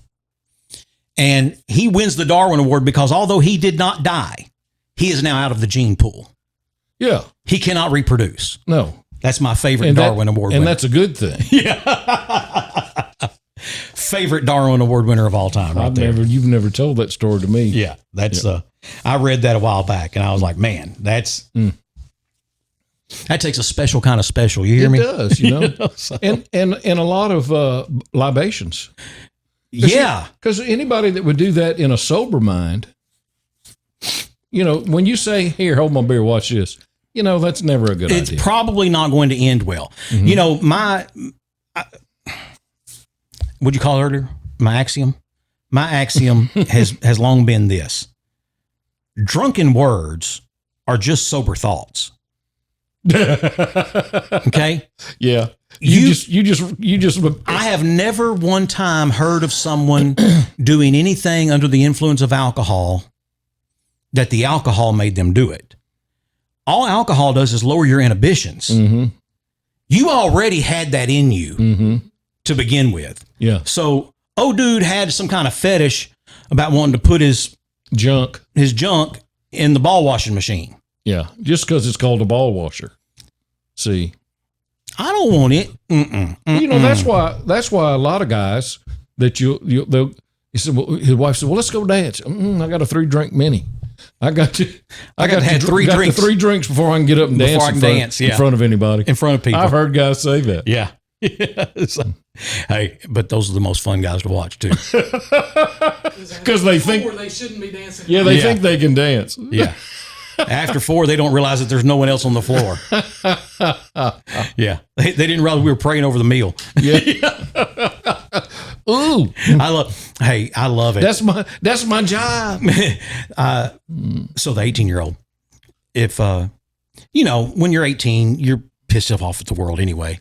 And so there'll be times where I'll come in and I'm like, "What's up, kid?" I might not even get the head nod. I might just get the okay. And then, I may say something to her a little bit later and then, okay. I know how to play this game.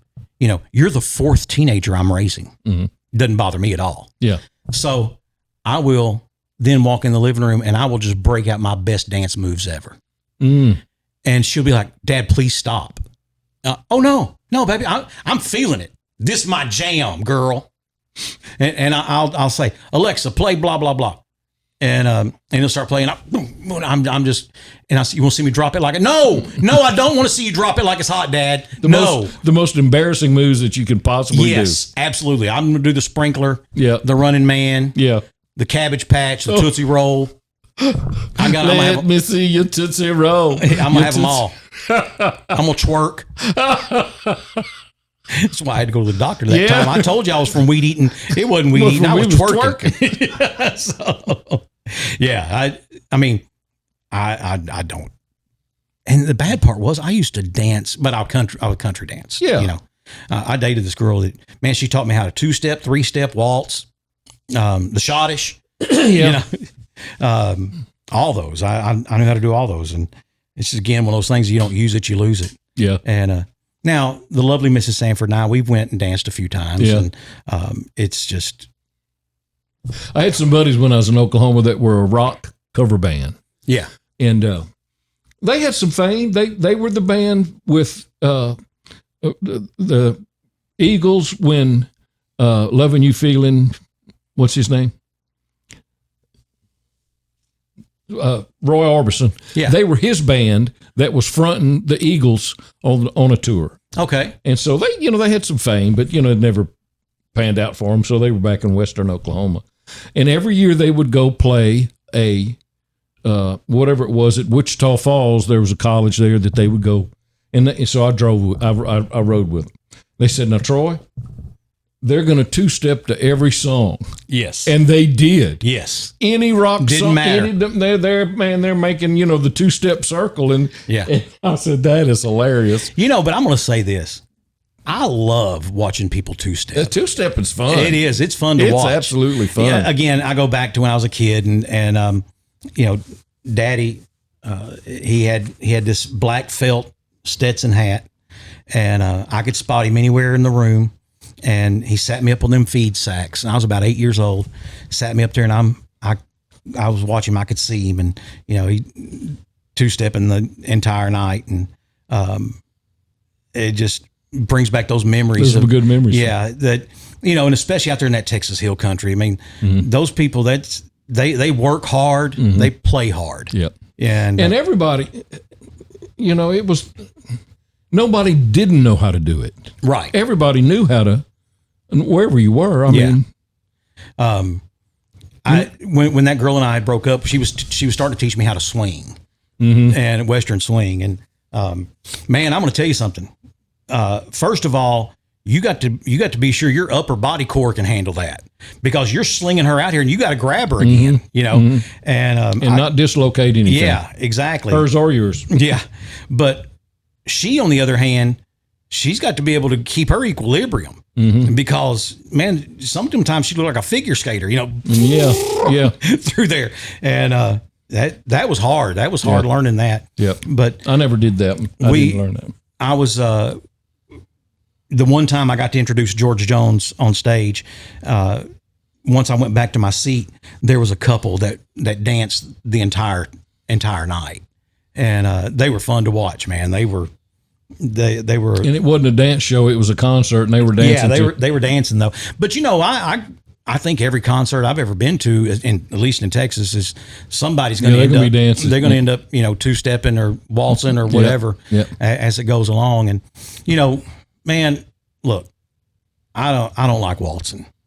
I can't keep time well enough. Yeah, I'm white. Yeah, and I'm that white.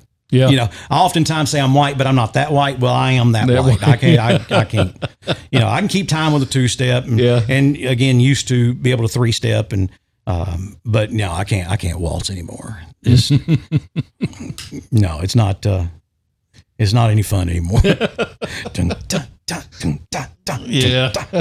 Yeah. You could tell right then I couldn't even keep time. Boomer's been fun. It has been a good day. Been fun. And Clark did good. He did. And man, I was really impressed. He knows his stuff. He does, and it's going to be an economic boom. Like you said, it may not be 2 years or 3 years, but in years to come, that's we're going to notice it. I really believe that. Again, just the side products. Okay, so I mean, yeah, we have a couple of feed stores in town, but what's going to happen if somebody puts one out there? they're going to blow up. Mm-hmm. They're going to blow up in business. And now it may be feast or famine type. It may be every weekend they're really busy and they don't have anything going on during the week. But again, tack, Western wear. Yep. I can see a the number. only place in town that has a lot of tack is Atwoods right now. Is there some other place best of both worlds? I don't know about them having tack. They don't have any I was tack. thinking about Henley's. I think Henley's got some Henley's tack. got some Yeah, tack. He's got a little tack. And it has feed, obviously. Yeah. And then there's a Union Kennel. Stephen Keister out at Parker's Chapel has a feed store. Yeah. And Union Kennel. Yeah. Yeah. So there's a few, but I'm just telling you, somebody's going to go out there and they're going to throw up a shed type building that's going to have feed and tack and maybe some boots and hats or whatever. And they're going to do well. Yep. They're going to do real well out there. And it's been a good day. And that's the exciting part about living in a progressive place. Yes. That has some people that had a lot of foresight to know to do these kind of things. Well, and it doesn't hurt to have people with money. People with money. Yeah. And look, earlier this week we posted a story that Madison Murphy is going to get honored. He and Walter Hussman Jr. Are going to be honored at the state level for their their championing of free enterprise. And immediately the trolls came out, and start talking smack and all. But do you want to see what this community would look like without their money? Yeah. I don't. No. Because I can tell you what it looked like. Drive to Fordyce. Yeah. Go to Camden. That's what it would look like. And we are very, very fortunate and blessed, and to have the amenities that we have for a town less than 20,000. Yes, yeah, absolutely. Yep. And I think about even just the things like Andrew Clyde, who's has retired as CEO of Murphy USA, but Andrew Clyde, he could have went anywhere. I mean, he could have worked anywhere.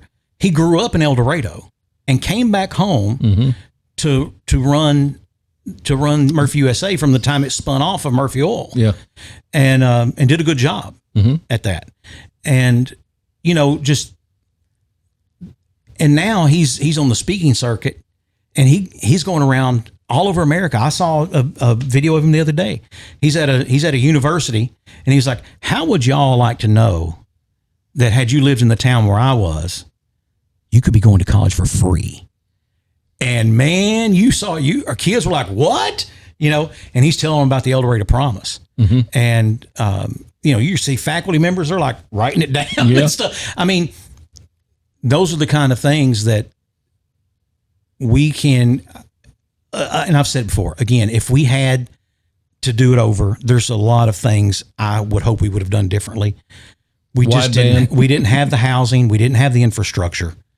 But it's one of those. It's an unknown, and I know they made fun of George W. Bush for saying that.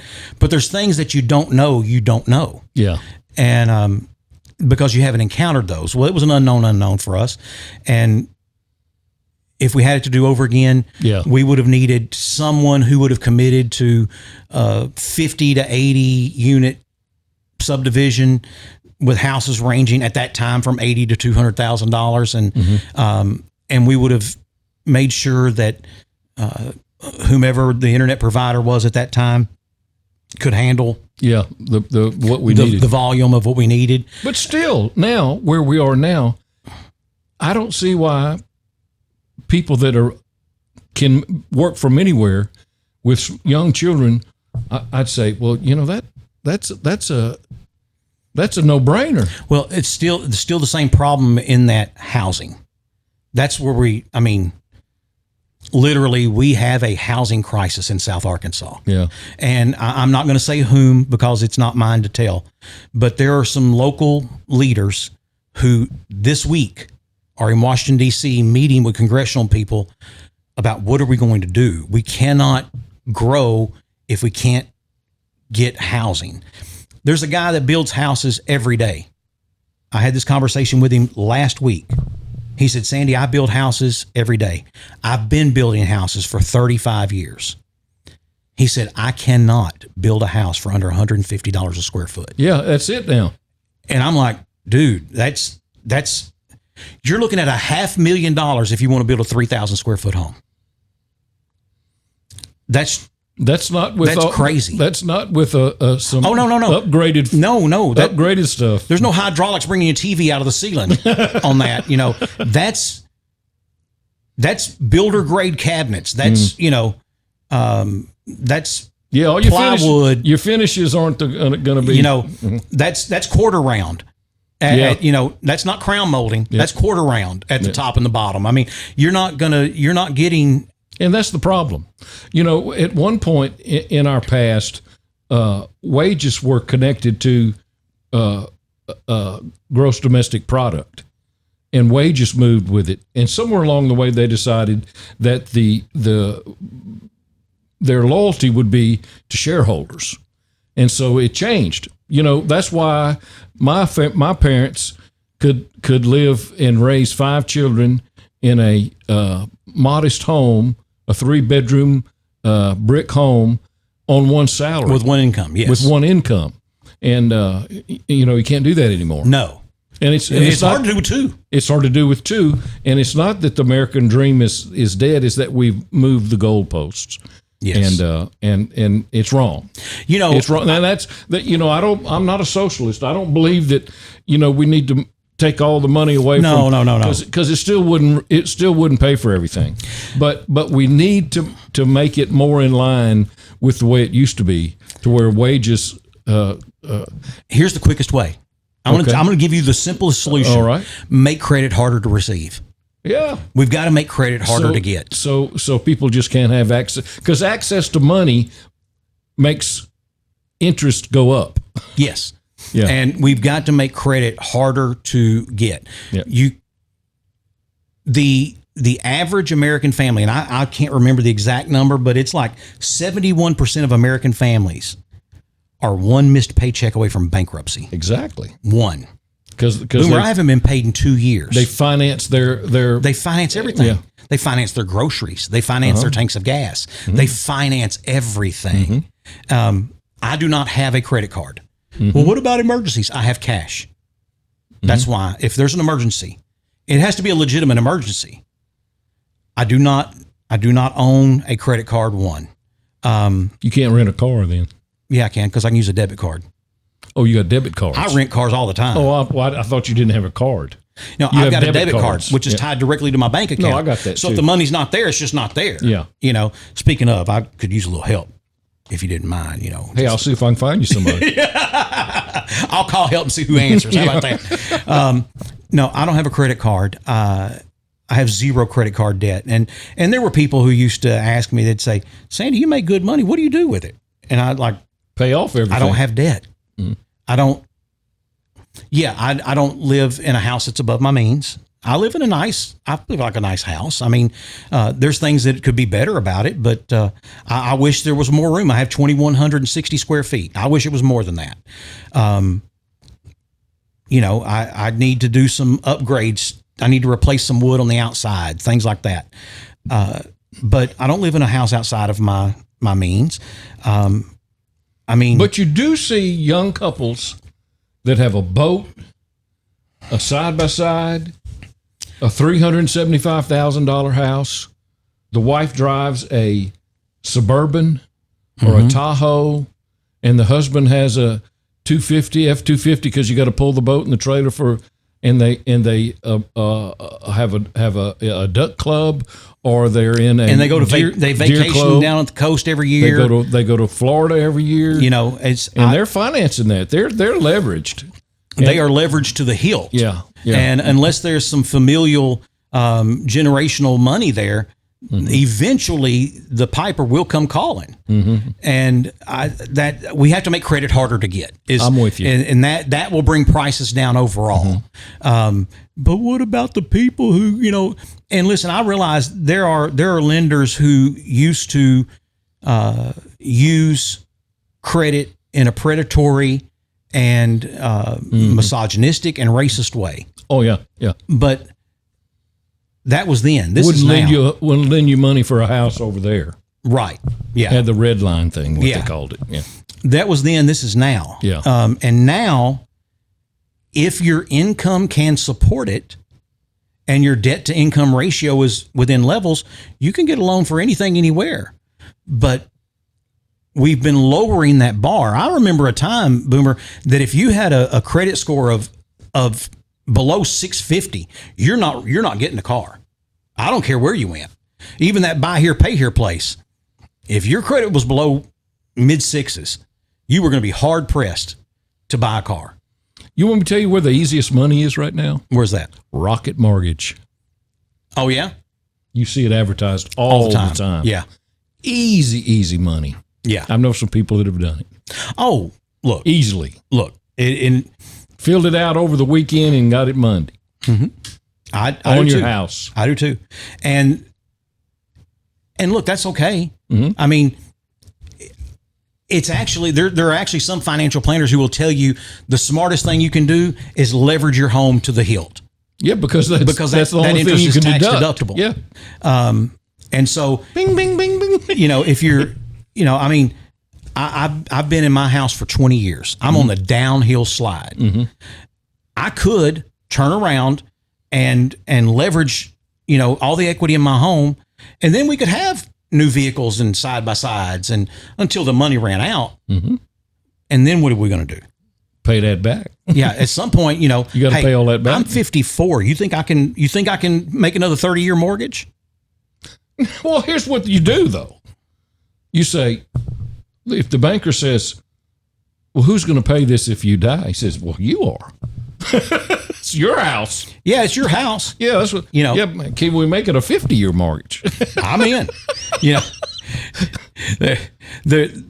There's a whole series of stories I will not tell about Bo Pilgrim, but one thing I said, I was talking to Bo one day here in El Dorado, and I said, Bo, how are you? And he said, Sandy, I'm 81 years old, and this morning I signed a 30-year note. Tell me who the dummy is. Yeah, I've heard that story. Yeah. And I mean, hey, look, but eventually something has to happen, and it does. It always does. I mean, we were saying the same thing about the housing market in 2007, Fannie Mae, and 2008. Freddie Mac. You had people who were out there, living in $400,000 houses, making $40,000 a year. It's not going to work. Mm-hmm. Eventually, that bubble will burst. Yeah, and when it does, well, the government helped that happen.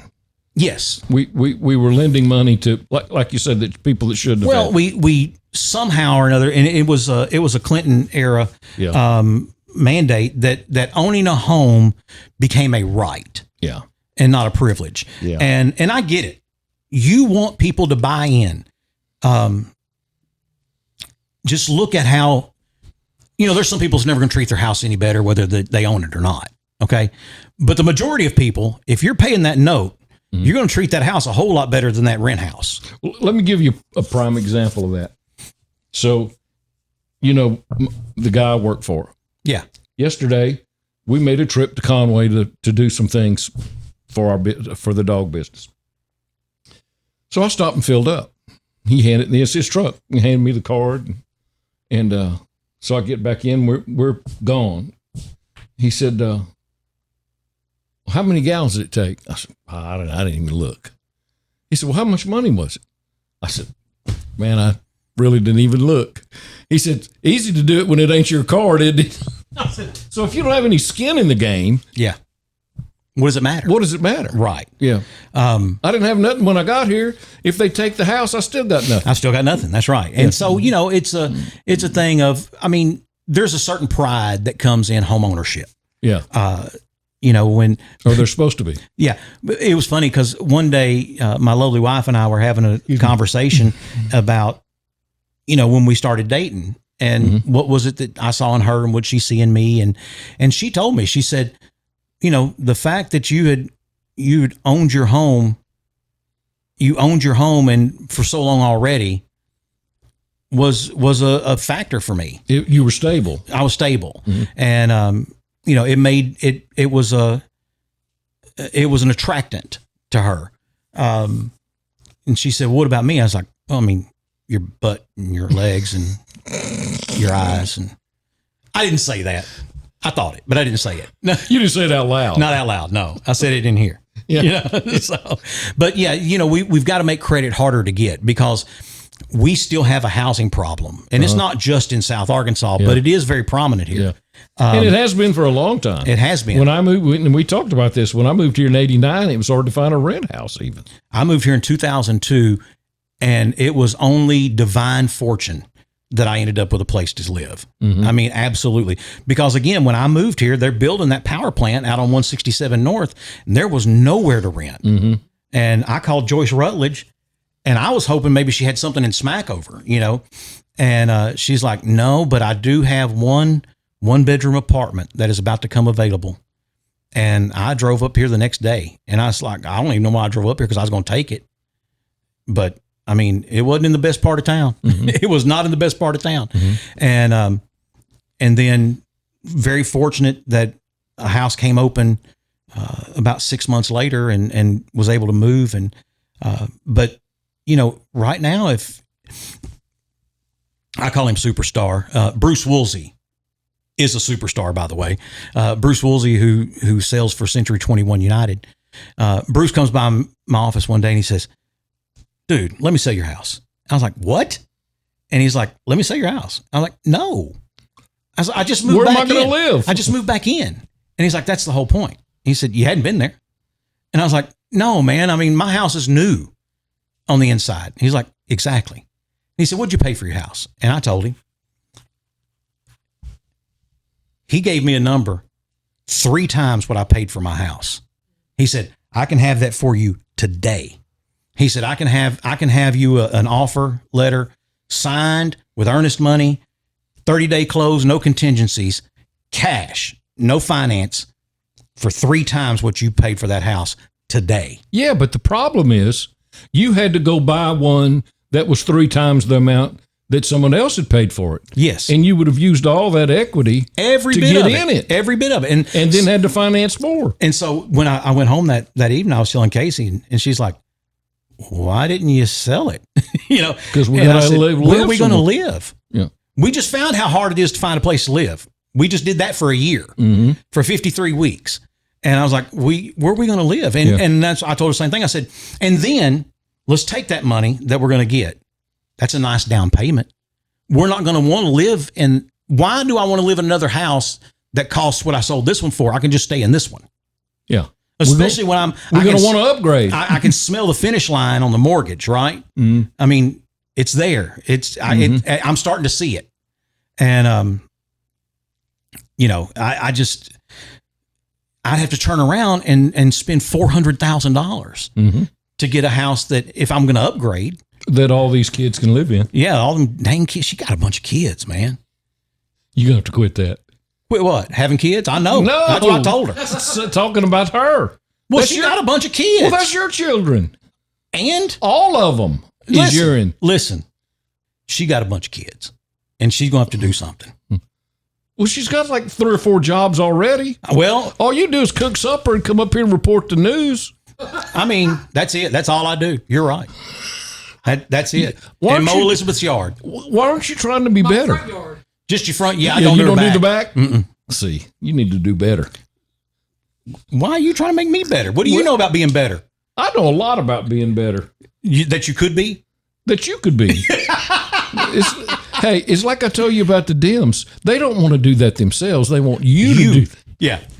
No. We're not talking about what we're going to do with our money. Yeah. We're talking about what we're going to do with your money. Yeah. That's right. Yeah. All right. That's going to wrap it up. Been a great show. Yeah. Appreciate it. Appreciate Clark Burton for coming on. We've got some great guests lined up over the next few weeks. You going to tell us? Yeah, I think we have. You said it a while ago. Yeah, we have John Jameson is the principal of El Dorado High School is going to be coming in. We have Mark Day. Mark Day's coming up in a few weeks. Mark's so much fun. He is so much fun to have.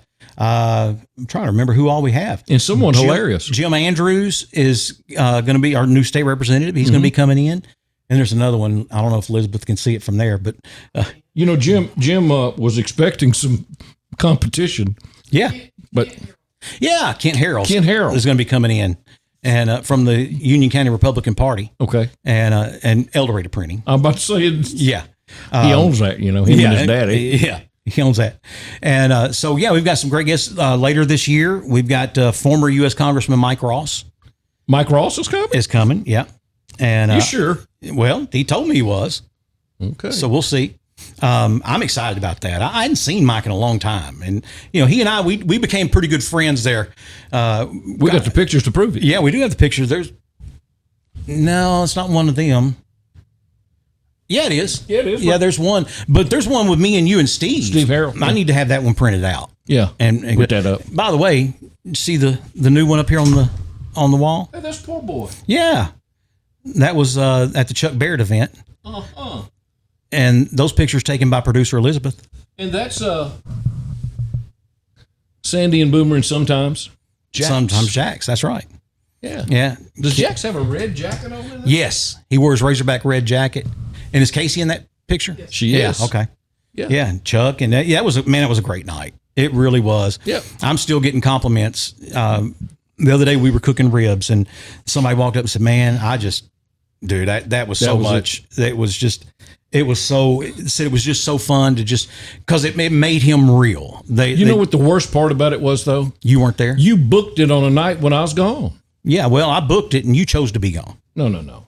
Yeah, that's exactly how that happened. No, that's not how that happened at all. However I said it, you take it in the way that makes you feel the best. Okay.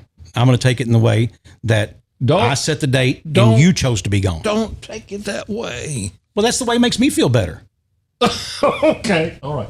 Go with that then. So I think what you meant is however I said it in the way that makes you feel guiltiest, that's the way I meant it. Sure. Yeah. So, all right, that's going to do it for us for here on the big couch for Boomer, for Clark Burton, and sometimes Jax, and for all of our great sponsors. We thank you because you're very important to us, as well as you, our viewers. You are. By the way, don't forget, go and check out at Timberlane Meat Market. They have this new suey sauce, and I'm told. Can we open that one? Well, I mean, we probably can, but then we'd have to pay for it. I was just going to carry it back over there in a minute. Just on consignment? I was just going to take it back in a minute and be like, hey, I didn't tell y'all I was taking this earlier, and I didn't. I just walked in there. I walked in there and grabbed it and I'm sorry, and I the didn't pay for any of this. And I just walked out with them and brought them over here. And they're going to be like, hey, did Sandy just steal some stuff? So I'll take it back. Maybe they won't call the police. Just see Ricky Roberts walking in and being like, hey, we got to talk. We got to talk. There's evidence right there, buddy. Put your hands behind your back. Yeah.